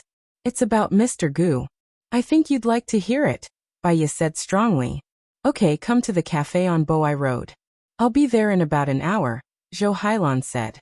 "See you there." Baiya hung up the phone. She went out and drove to the market. She bought freshly slaughtered chicken, tea tree mushrooms, Artemisia celengensis, and lentils and walked into the pharmacy. "Beauty, what do you need?" "I can help you," the shop assistant said enthusiastically. "I'm just looking around." Baiya walked in, glanced at the medicine on the cabinet, took out 4 pregnancy test papers, and handed them to the cashier. A total of 12 yuan. Baiya put a white bottle into her bag, took out her wallet from her bag, and paid the cashier. She went out and drove. She didn't go to the cafe on Boai Road but back. She looked at the rearview mirror. At this time, the people from the shadows should be following her. She sped up and made a turn. She looked at the rearview mirror again. Sure enough, a silver Porsche also sped up, made a turn and followed behind her. The driver was still wearing a black cap, so she couldn't see his face clearly. She slowed down, and so did the silver-gray Porsche. She pursed her lips and glanced at the time in the car. After a while his phone rang. It was Zhou Hailan. Baiya picked up the call without any surprise. "Miss Wu, where are you?" "An hour has passed," Zhou Hailan said unhappily. "I'm on the way. Something happened." "Wait for me," Baiya said in a deep voice. He turned around and drove towards the cafe on Fraternity Street. Just as she was about to reach the cafe, her phone rang. She saw that it was a call from Gu Lingqing and answered. "Have you eaten?" Gu Lingqing asked. "Not yet. I received a call from Zhou Hailan. She asked me to meet her at the cafe. I'm going there now. I saw the people from the shadows. It's that silver-gray Porsche, right?" Baiya asked with a smile. Gu Lingqing didn't answer her. She asked in surprise. "She asked you to meet her at the cafe?" "Maybe it's because I called her before." "Why did you call her?" Gu Lingqing was nervous. "I thought about it. Since Zhou Hailan is a breakthrough, I can start by befriending her. Maybe I'll get something good out of it." "Stop fooling around. She won't be friends with you. She's very guarded against you. You can't get close to her. Didn't I say before that I'll handle it?" Gu Lingqing said helplessly. "I'll give it a try. It's hard to say. Don't worry, your people are around me. I'll be fine. I'll hang up first." Baiya hung up the phone. She looked sharply at the cafe and stopped the car. She got out of the car and went into the cafe. She called Zhou Hailan. "I'm here. Where are you?" "I'm in the private room, room 203. Get the waiter to bring me there," Zhou Hailan said while holding back her anger. Baiya looked at the waiter. "Please bring me to room 203. "Okay. This way." The waiter enthusiastically led the way to the entrance of room 203. Baiya pushed the door open and entered. Zhou Hailan saw Baiya. She frowned and said in surprise, "You've lost a lot of weight." "I purposely went on a diet. I was too fat before," Baiya replied. She glanced at the table. Zhou Hailan was drinking chrysanthemum tea. "I didn't expect you to be so beautiful after losing weight. Why are you looking for me about Lingqing?" Zhou Hailan went straight to the point. Baiya sat opposite her. "Gu Lingqing has 2 sons. I heard that you're taking care of one of them. The other one has already gone overseas?" "I'm curious too. Didn't I ask you to be a home tutor? I saw that Lingqing likes you. Why did you suddenly stop?"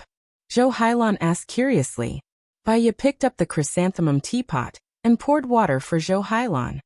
Because of some special reasons, I went to Country X. So this matter has been temporarily put on hold. Country X? That's pretty good. However, what do you want to tell me about Gu Lingqing? Zhou Hailan urged. To be exact, this matter is about you. Baya picked up the teacup and passed it to Zhou Hailan. About me? Zhou Hailan looked at Baya suspiciously. She did not take the teacup from Baya and said defensively, "What are you trying to do? I hope that Miss Wu will be straightforward. I don't have that much time to waste with you." Baya put down the teacup and smiled. Miss Zhou should be an abandoned chess piece now. What? Zhou Hailan stood up in shock and raised her voice. What are you talking about? What abandoned chess piece? Ridiculous. She walked out of the door angrily. You've done so many things for that person. In the end, you're sick and alone. You'll die alone in the future. I really don't know why you're doing this, Baya said slowly and poured the white medicine into her teacup. Zhou Hailan stopped and turned around. Miss Wu, did you get the wrong person? What are you talking about? I don't understand. Your last mission was a scam. You knew it from the start. Why did you willingly destroy your face? Women should look good to please themselves. You should love beauty. Baya glanced at Zhou Hailan. Zhou Hailan widened her eyes and looked at Baya. Baya smiled and glanced at the seat opposite her. Do you want to hear the condition I'm giving you? Zhou Hailan hesitated and sat opposite Baya. What do you want to say? Work with me. I'll let you and your child go far away and no longer be restricted by anyone, Baya suggested. What do you want me to work with you for? Tell me what he asked you to do. Baya looked at Zhou Hailan. I've always been free. This condition of yours is not attractive to me.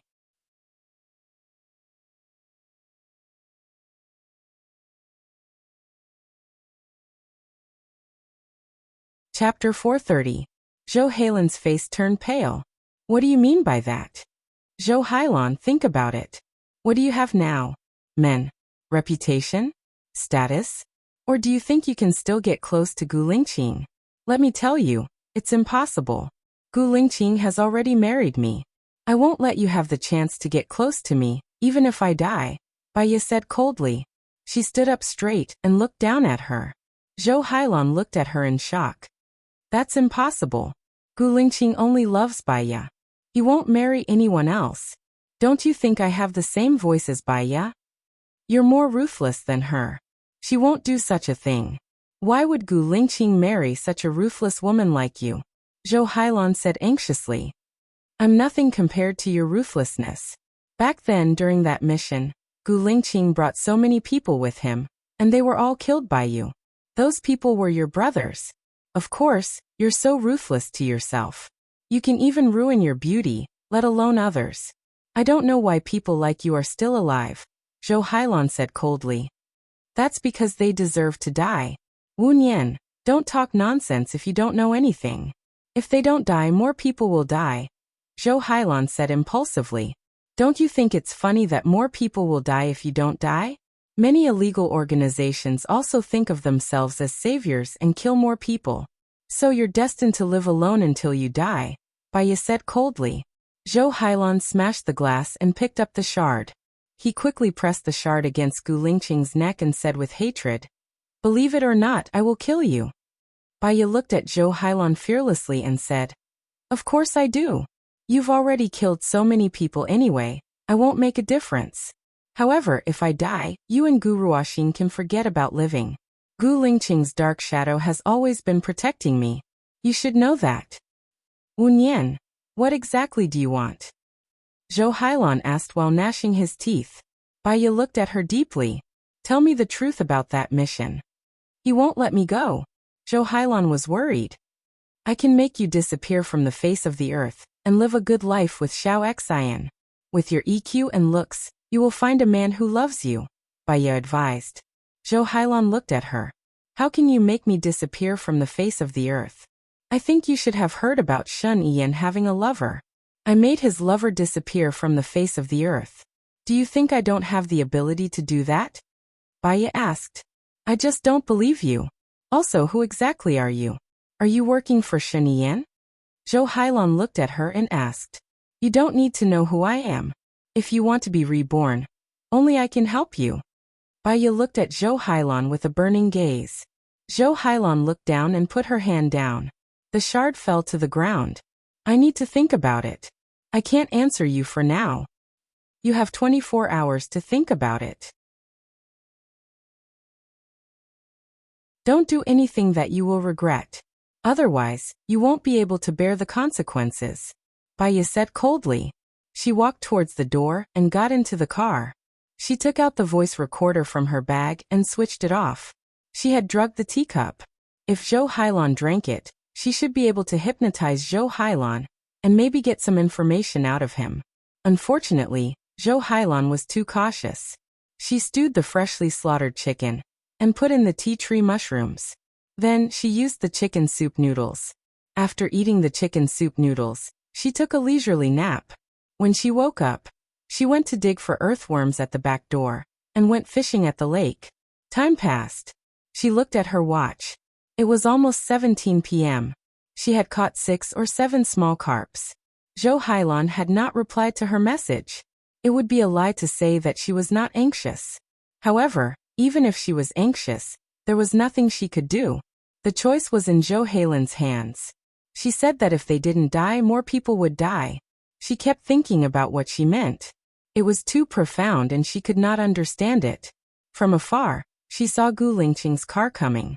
She reeled in the fishing line. The tea tree mushroom chicken soup was ready for dinner. It was already ready. She just needed to heat it up. She would stir-fry some lentils and Artemisia selengensis. Soon, the small carps would be cooked tomorrow. The car stopped in front of her. Gu Lingqing pushed the door open and got out. Baiya saw Zhou Hailan sitting in the front passenger seat and also pushed the door open. She had a rough idea of what was going on. Xiao Nian, you caught Xiao Xian to threaten Zhou Hailan? Gu Lingqing asked directly. He was very surprised and could not believe it. Baiya stared at Gu Lingqing. If Gu Lingqing knew that she had caught Xiao Xian, he would definitely ask her to let Xiao Xian go because he was ashamed of such behavior. It seemed that Zhou Hailan had chosen to be her enemy. No. Baiya replied coldly. You're lying. Zhou Hailan walked in front of Baiya agitatedly. You said you caught Xiao Xian. Why would I catch Xiao Xian? Zhou Hailan, did you ask me out today just to frame me? Baiya asked calmly. What do you mean I asked you out? You asked me out. You said you caught Xiao Xian. Xiao Xian really couldn't be caught. Who else could it be other than you? Zhou Hailan pushed Baiya. Baiya took a step back. Gu Lingqing held her waist and protected her behind him. He said to Zhou Hailan coldly, Speak properly. I believe her. Gu Lingqing, she is Sheniyan's person. Sheniyan found a person who has the same pronunciation as Baiya and put her beside you. If you believe her, you won't even know how you die in the future. Zhou Hailan said anxiously. That's my business. I will find Xiao Xian. You can go back now. Gu Lingqing asked him to leave. Since she framed me, then Xiao Xian must be hidden by herself. Baiya said coldly. Utter nonsense. Wu Nian, you'll be struck by lightning if you continue like this. You haven't even been struck by lightning. It's not my turn. Look, Lingqing. Listen. She admitted it. Zhou Hailan held Gu Lingqing's arm. Baiya looked at Gu Lingqing. I didn't admit it. I don't think I'm wrong. Of course, Xiao Xian is your son. You should do what you should do. I'll go back to cook. She picked up the bucket and walked into the kitchen. She was going to kill the fish.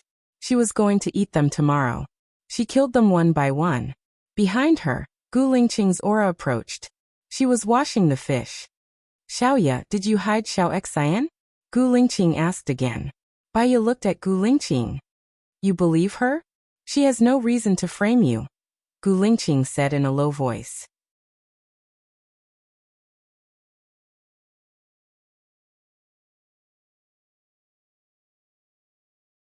Chapter 431. I've checked the sky eye. The person who kidnapped Xiao Xian was very cautious. He wore a cap, so we couldn't get a picture of his face. The van they took was a fake license plate and disappeared in a section without surveillance. It's not easy to find him, Gu Lingqing said in a low voice. Gu Lingqing, it's actually very simple. You're too worried. If I kidnap Xiao Xian, I would never hurt Xiao Xian. If it was Zhou Hailan who kidnapped Xiao Xian, she wouldn't hurt her son either. In this case, Xiao Xian must be safe, Baiya analyzed. Fill the pot and pour oil into it. Gu Lingqing remained silent and did not speak. Baiya poured the fish into the pot. Before the water was drained, it made a sizzling sound, and some oil splashed on the back of her hand. Gu Lingqing covered the pot and turned down the fire. He took her hand to the sink and turned on the tap. Are you angry that I don't trust you? When Baiya saw Gu Lingqing's concern, heartache, and guilt, her heart ached. He was right not to trust her because she was the one who had captured Xiao Xian. She was just wasting her trust with him. But it didn't matter, as long as he was safe. A little, Baiya said simply. Not wanting him to notice too much, he pulled out his hand and opened the lid of the pot. Gu Lingqing grabbed the shovel and stood in front of Baiya. Be careful not to splash oil again. Let me do it. Baiya stood aside and said in a low voice, Don't worry, Xiao Xian will be fine. Well, how are you going to cook the fish? Gu Lingqing asked. There's chicken soup tonight. Let's braise it. Let me do it. Baiya picked up the bottle of cooking wine and poured the wine into it. The boiling situation in the pot immediately calmed down. Gu Lingqing returned the shovel to Baiya. She flipped through it. She was thinking about something just now and forgot to add garlic and ginger. She added them again, added soy sauce, soup, and covered the pot.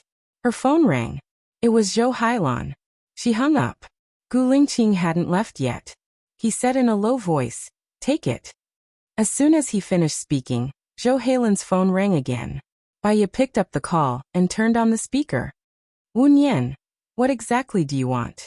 Zhou Hailan asked anxiously. What do you want? Baiya asked. Xiao Xian is still young.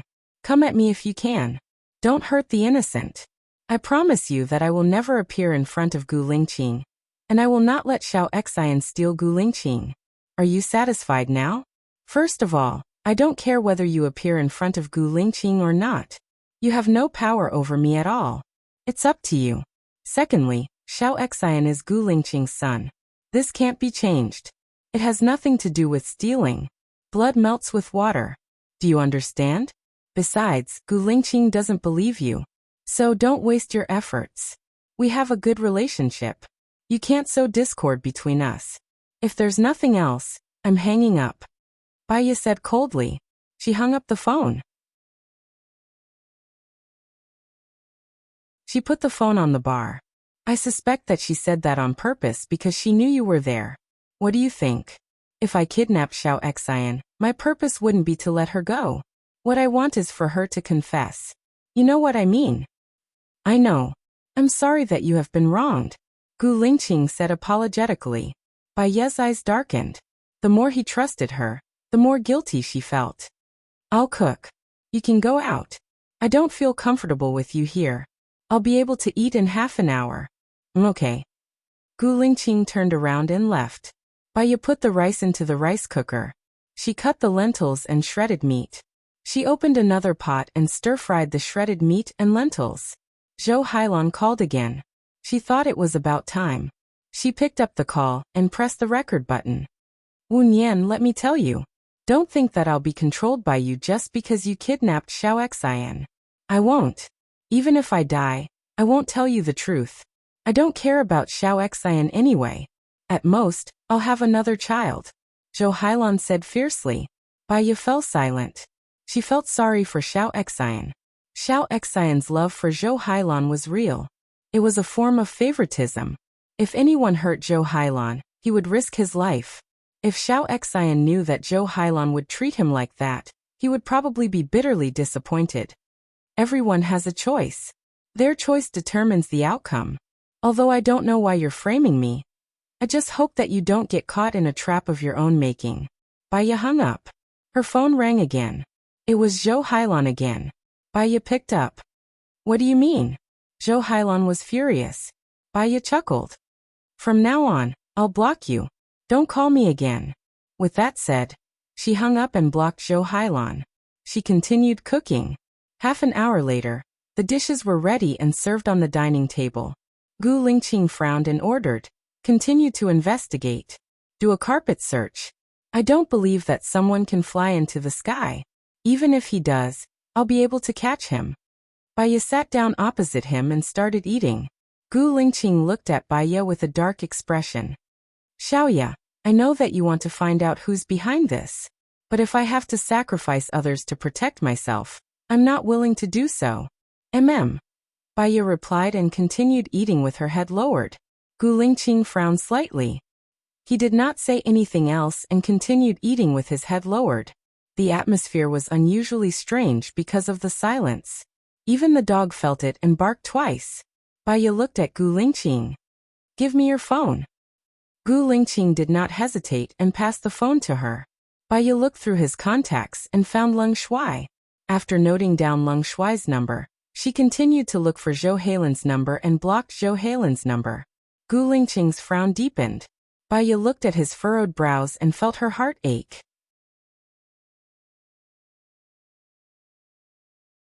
Your people are following Zhou Hailan, so you know her movements like the back of your hand. I've blocked her number, but it won't affect you taking care of her. Of course, if you feel that it's necessary to keep her number, you can remove her from the blacklist. I didn't delete her number. Also, you should know her identity. It's not safe for you to bring her here. I'll leave after dinner. If your people want to follow me, they can follow me. It doesn't matter if they don't. You don't have to make such a big fuss over this. Gu Lingqing did not hide his pain. At the same time, he felt annoyed. I don't want things to get worse. I think we need to calm down for a while. You know where to find me. Also, Baiya paused and looked at him deeply. Maybe you haven't even realized it, but your care and trust for Zhou Hailan is beyond your imagination. So when you saw her call me, you started to suspect me again. I think this is one of the main reasons why Xia has been wronged for so many years. Baiya put down his chopsticks and stood up. I'm full. You can eat slowly.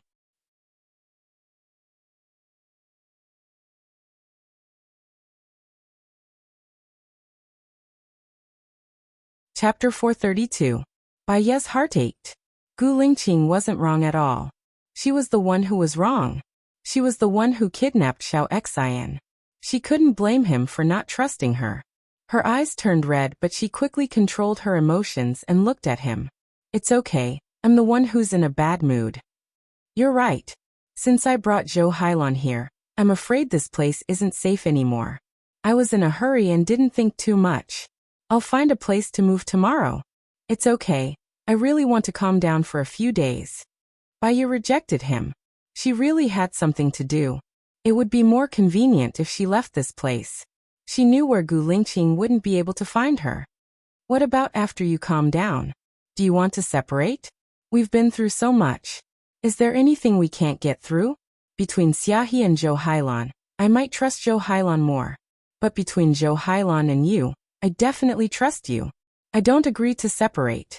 I won't disturb you when you're here, and you can calm down, Gu Lingqing said in a low voice. His heart ached at the thought of separating. It was as though there was a hole in his heart. Countless streams of acid flowed out and into his blood. Baiya lowered her eyes. Her face was so pale that there was no color at all. Her rationality and her heart were fighting. In the end, her rationality lost to her heart. She nodded and walked to Gu Lingqing's side. She hugged him and closed her eyes as tears flowed down her cheeks. One day, he would understand that he had married a weak woman. She was so weak that she couldn't live without him. Eat some more. You haven't eaten much, Gu Lingqing said gently and looked at her. Baiya couldn't hold back her tears. He found out. Gu Lingqing looked at her with heartache. There won't be anything between Zhou Hailan and I. I swear that if I find out that Zhou Hailan is doing something hostile, I will send her to court. Xiao Xian is my child, and I'm just responsible for him. Baiya sniffled and sat down on his seat. She wiped her tears. Gu Lingqing moved her bowl and chopsticks in front of her, sat down next to her, and smiled slightly. Are you still jealous of me? Baiya didn't say anything. She picked up some meat from the fish and put it into Gu Lingqing's bowl. Eat. Gu Lingqing knew that Baiya was shy, so he didn't pursue the matter. He lowered his head and placed the fish's belly meat back into Baiya's bowl. You eat. After eating, the two of them walked along the lake. Gu Lingqing held her hand. No one spoke. Baiya was lost in her own thoughts. After eating, the two of them walked along the lake. Gu Lingqing held her hand. No one spoke. Baiya was lost in her own thoughts. I won't be back for dinner tomorrow. I need to go back. Gu Lingqing broke the silence. Baiya vaguely remembered that Lung Ning mentioned that Gu Lingqing's father was not in good health yesterday. Do you want to go with me? Gu Lingqing asked gently. Baiya shook her head. Not for now. With the current situation, it's better to avoid trouble. I'll be back before midnight. In the afternoon, Zhang Xingyu will bring you to the new place. Call me if you need anything. Gu Lingqing reminded her. Baiya nodded. Gu Lingqing's phone rang. He saw that it was Lung Ning and picked up the call. Chief, bad news. There's an order from above. They want to interrogate Xia He immediately. I haven't officially reported it yet, Lung Ning said anxiously. Above? Which above? It was sent by the military committee. Xia He will definitely say that the mission is fake in court. If she says it first and I say it later, I will become an accomplice and a shield. If I say it first, I will be able to save her life. What should I do? Tell Xia He not to say it for now, Gu Lingqing said in a deep voice. I'm more worried that Xia He will be executed before she goes to court. Or if she doesn't say it after she goes to court, she won't have a chance to say it. We have to ensure her safety. Stall for an hour. I'll look for her. Gu Lingqing hung up and immediately made a call. Shiniyan, I have something to discuss with you. It's very urgent. It's about Xia He. I know that. It's me, the disciplinary committee, and the related people from other departments who received an anonymous letter saying that Lung Ning is covering up and keeping it a secret. They collectively requested for an immediate interrogation. That's why I sent the notice. I'm afraid that the disciplinary committee will look for Lung Ning later, Shiniyan replied. There's another secret in this matter. The original mission was fake. Xia He can't be a spy. I participated in that mission, so I'm investigating why it's fake and who's the mastermind behind it. Even if it's fake, so many people died. It's the highest number of deaths so far in this kind of secret operation. We can't rule out the possibility that Xia He is the murderer. At that time, only Yu Xiahe and Zhou Hailan survived. Other than her, could it be the disfigured Zhou Hailan? Or you? Gu Lingqing, those who want to achieve great things will always have to sacrifice. But this is equivalent to burying the original truth. I've already looked for the vice president of S country. He admitted that the person I saved back then was not him. Then who do you think is the mastermind? Your direct leader, General Kai Qingyan, is already dead. Are you going to push all the blame to Kai Qingyan? Even if you push the blame to Kai Qingyan, Xia He can't get rid of the suspicion. You'll even get into trouble. Besides, there's no reasonable explanation for the purpose of General Kai Qingyan doing this. Gu Lingqing, sometimes, the result is more important than the truth. Only by sacrificing yourself can you achieve the greater good, Shiniyan advised. So according to you, it doesn't matter if the mission is fake or if Xia He is the murderer. She's definitely going to become a spy, right? Gu Lingqing said coldly. This is for the sake of the overall situation. And it can also prevent the relationship between our country and S country from being affected. Xia He sacrificed for the country and died a worthy death. *CK your sacrifice for the country. If the background of a country is dirty, this country will not be far from destruction. Shiniyan, you and I are different. You can betray the person you love most for your responsibility, but I can't. Gu Lingqing was so angry that he swore and hung up the phone. Baiya heard it all, and her eyes darkened. Xiaoya, I'm going out, Gu Lingqing said in a low voice. Baiya understood Gu Lingqing. He was responsible for a stranger, let alone a brother who had gone through fire and water with him. Go and do what you think is right. I fully support you.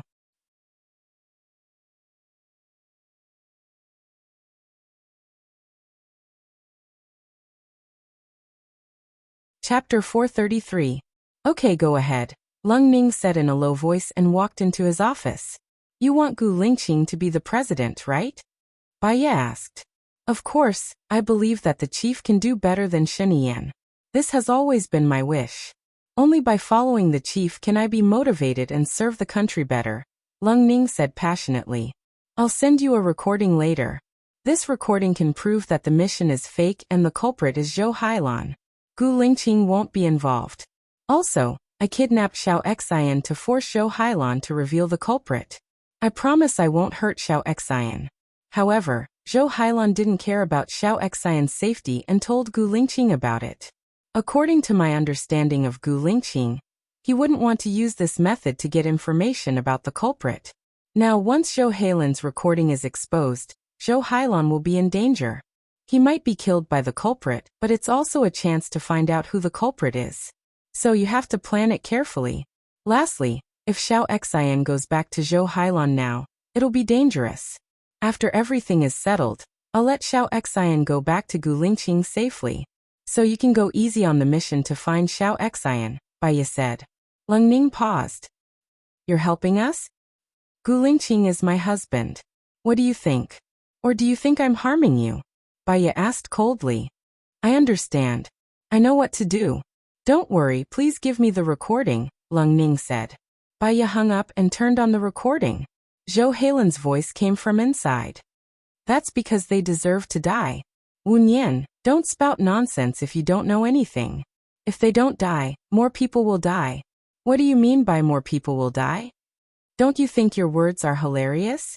Many illegal organizations also see themselves as saviors and kill even more people. Therefore, you are destined to grow old alone and live a life worse than death. Believe it or not, I will kill you. Of course I do. You've already killed so many people anyway, I won't make a difference. However, if I die, you Gu Ruoxin, don't even think about living. Gu Lingqing's shadow has been protecting me. You should know that. Wu Nian, what exactly do you want? Tell me the truth about that mission. He won't let me go. That was all she had cut out and sent it to the cold market. Lying on the bed, she placed her hands naturally on her abdomen. Soon, everyone would know that she was the one who got the recording. The people behind the scenes would probably not let her go either. But it didn't matter. She just hoped that the people behind the scenes would be able to find traces of them, so that all her hard work would not be in vain.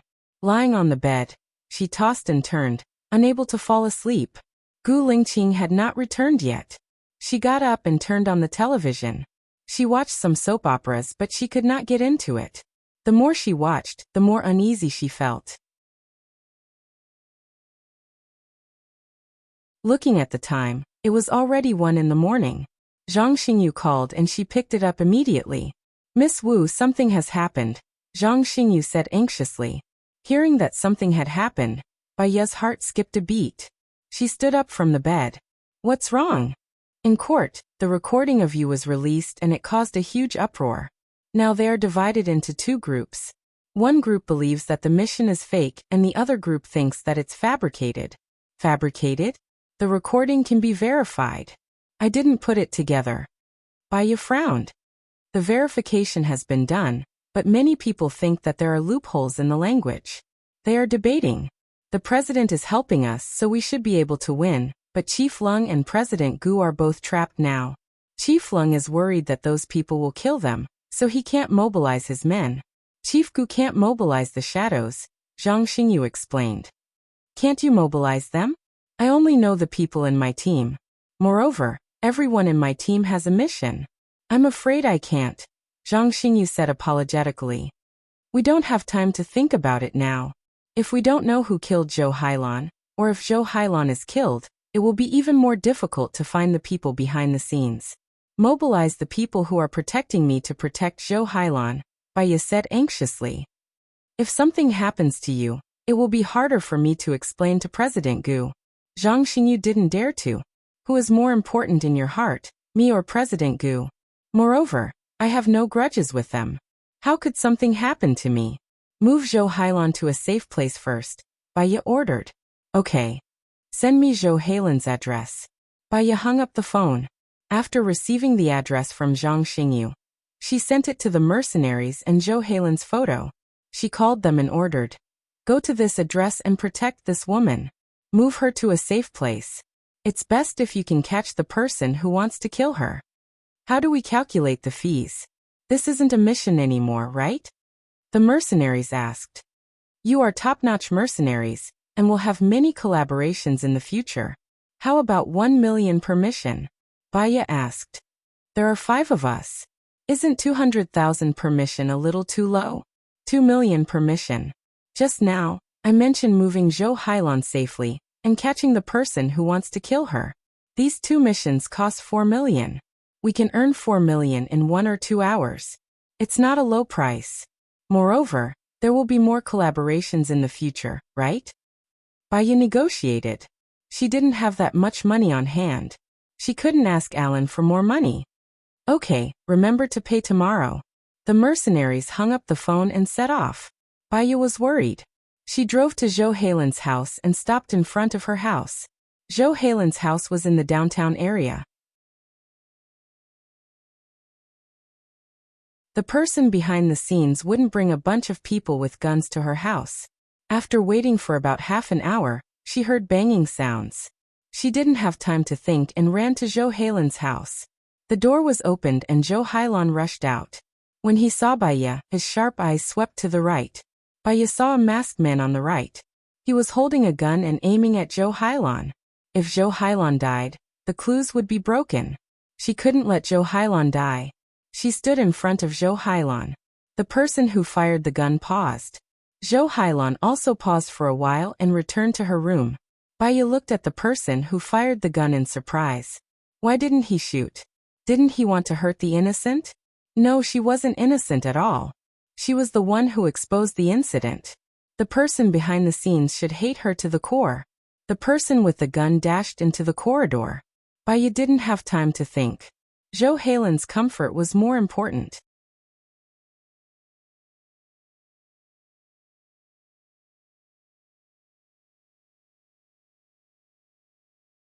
Chapter 434. Baya looked at the sharp blade coming towards her.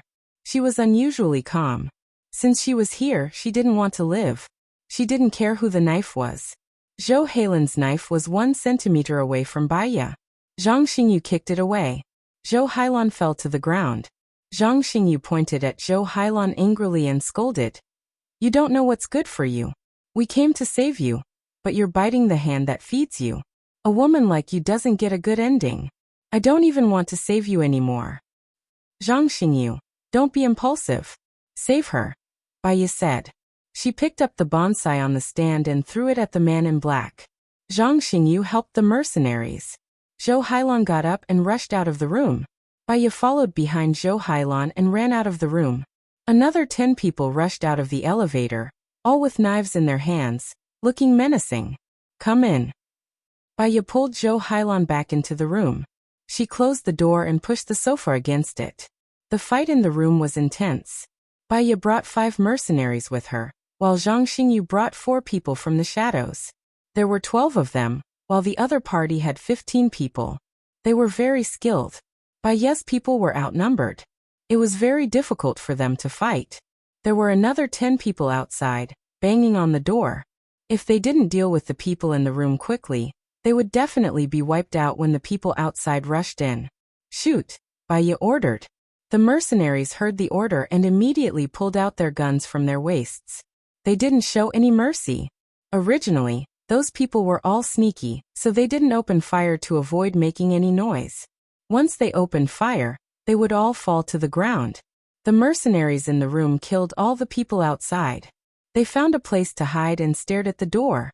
The mercenaries in the house killed all the people on the other side, found a place to hide, and stared at the door. Baya glanced at the corpses in the room. When he thought of the 10 more corpses, he suddenly felt irritated. She grabbed Zhou Heilan's collar, her eyes red, and said hatefully, "Zhou Heilan, you are being chased by them, and you still want to protect the person behind the scenes? Who is the mastermind behind this? If I tell you, you won't protect me anymore." Zhou Heilan refused to say. "You're the witness? Why wouldn't he protect you? Who is he?" Baya asked. "I can't tell you now. I'll tell you after I'm safely out of here. Zhou Hailan was determined not to say anything. His eyes were light and not sincere at all. Baya was furious. She stood up and snatched the gun from the mercenary's hands. She hid behind the wall and pointed at Zhou Hailan, who was in front of the sofa. She said sternly, "Are you going to tell me or not? If you do, I'll let you live. If you don't, I'll kill you now." Zhou Hailan shook her head and smiled confidently. "You won't. Killing me won't do you any good. If you wanted to kill me, you wouldn't have risked your life to save me. So Zhou Hailan, you've never loved anyone before. You don't know how anxious it is when you see your lover in danger. When people lose their rationality, they can do anything. If you don't believe me, I'll kill you." Baya shouted and fired. The bullet flew past Zhou Hailan and landed on the side of her head. Zhou Hailan was shocked. He didn't expect her to really shoot. "What are you doing?" Baya clenched her teeth and continued firing. 3 shots were fired. All 3 shots hit Zhou Hailan's legs. She said sharply, "Are you going to tell me or not?" Zhou Hailan covered her bleeding legs. She looked at Baya with bloodshot eyes and hatred. "Stop dreaming. I won't tell you. They want to kill you. Zhou Hailan, do you even have a brain?" Baya was extremely agitated. "Brain? How much do you know? How much do you know about me? You said that I don't know how to love, but you don't know how much I've sacrificed for the man I love," Zhou Hailan said angrily. "Is this how you sacrifice yourself for Gu Lingqing? You're not sacrificing yourself. You're harming him." "Who said that I like Gu Lingqing?" Zhou Hailan said coldly. Baya paused. She was shocked. "You don't like Gu Lingqing?" "Of course not. I can stay by another man's side for the man I love, and give birth to another man's child. I can also ruin my appearance for him. Even if I die, I won't tell anyone who he is," Zhou Hailan said firmly. "But he wants to kill you now," Baya said vehemently. Zhou Hailan didn't care. There was nothing more sorrowful than a dead heart. "That's because he's also following someone else's orders. Without him, I would have died when I was 12 years old. My life now is considered to be returned to him." Baya looked at the determination in her eyes. She lowered her arms dispiritedly. She knew that even if she saved Zhou Hailan today, she wouldn't tell anyone about the mastermind. "Gu Lingqing will die because of you. He has never harmed you. He's even the father of your child," Baya murmured. A strange sense of guilt flowed through Zhou Hailan's face. "He's very good. He treats me well. He's always taken good care of me. But he's not the man I love. Otherwise, according to his personality, if I slept with him when we were dating, you wouldn't be involved in the future. But I'm not willing. I've been waiting for him. I've watched him marry a wife. I've watched him play with women. I've watched him control everything." A thought flashed through Baya's mind. "The man you like is Su Jiran?" She guessed. She looked at Zhou Hailan's eyes. Zhou Hailan paused. She came back to her senses. "I don't know what you're talking about. If you want to kill me, just kill me. I know you won't protect me anymore. I'm going to die anyway. I won't feel wronged if I die in your hands."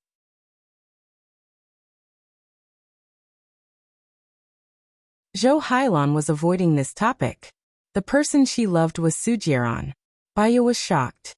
She couldn't imagine that the person Zhou Hailan liked was Su Jiran. The number of women he had played with was probably several truckloads. She slowly squatted down in front of Zhou Hailan. She looked at Zhou Hailan's face, which looked like she was facing death with equanimity. She calmed down. She didn't have the impulse earlier. Her rationality slowly returned to her mind. "I won't kill you. I'm afraid that killing you will dirty my hands. But before you die, I want to tell you a secret." "What is it?" Zhou Hailan's eyes locked on Baya. The current Baya was a mystery to her. She didn't know anything about this woman who had appeared out of nowhere. Baya pinched Zhou Hailan's face. She lowered her head and whispered in her ear, "Su Jiran, the woman he loves is me." Zhou Hailan sneered. She looked at Baya mockingly. "You're dreaming. I know him too well. He's only loved one woman in his life. That was his ex-wife. Other than his ex-wife, I'm afraid he'll never love anyone else."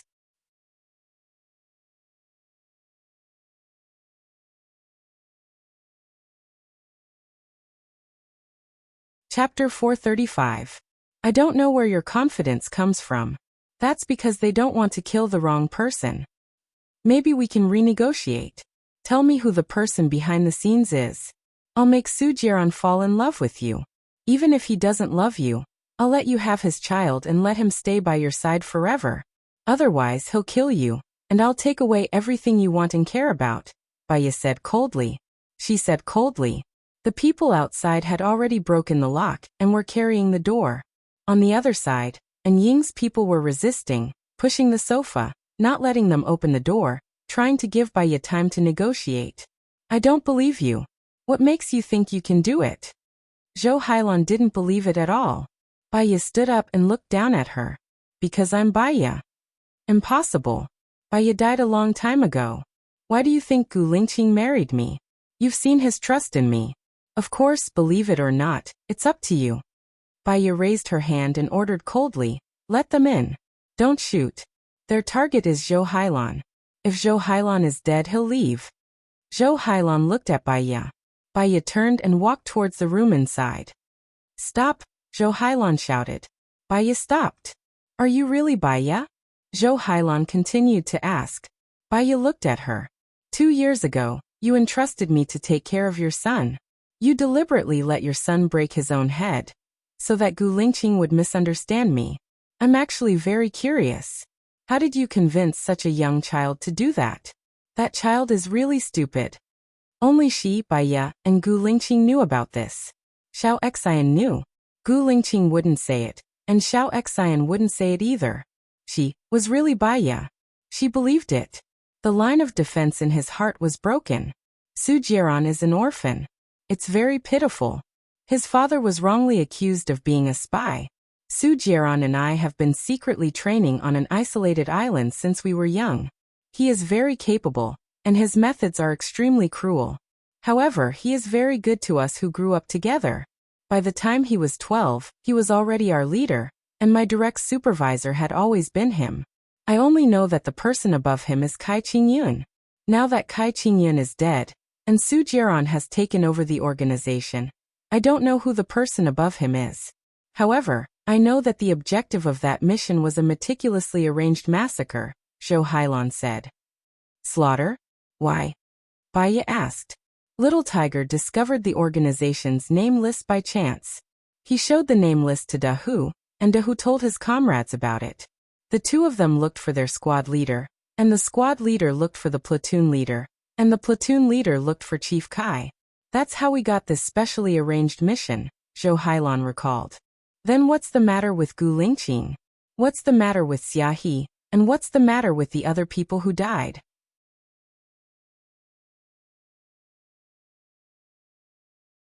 Baya continued to ask. Gu Lingqing is Gu Tianheng's son. When he goes out to carry out the mission, his credibility is strong, and no one will doubt the authenticity of the mission. The people sent out can't all be people who know the secret, or else Little Tiger and the others will be suspicious. Therefore, some innocent and messy people were arranged to go in. This mission was a complete failure. If only Gu Lingqing and I survived, I would be easily suspected. Therefore Xia He, who knows nothing, survived unscathed. She will become the scapegoat, Zhou Hailan explained. Was your face also arranged in advance? Baya stared at her face with skin grafts. That was an accident. During the mission, Little Tiger found out something was wrong. She suspected that I was a spy, so she set the fire. Baya understood. Su Jiran's mother is the former president's woman. Su Jiran should be working for the president, right? The name of the organization is Formless? Formless is Shunyan's, so I am very sure that Su Jiran is not really working for the president. However, his identity is a little special. I have been by his side for so many years, but I still can't figure it out. Perhaps he has never opened his heart to me, and he doesn't trust me. That's why he is following orders from above. Come and kill me, Zhou Hailan said gloomily. With a bang, the door was set on fire.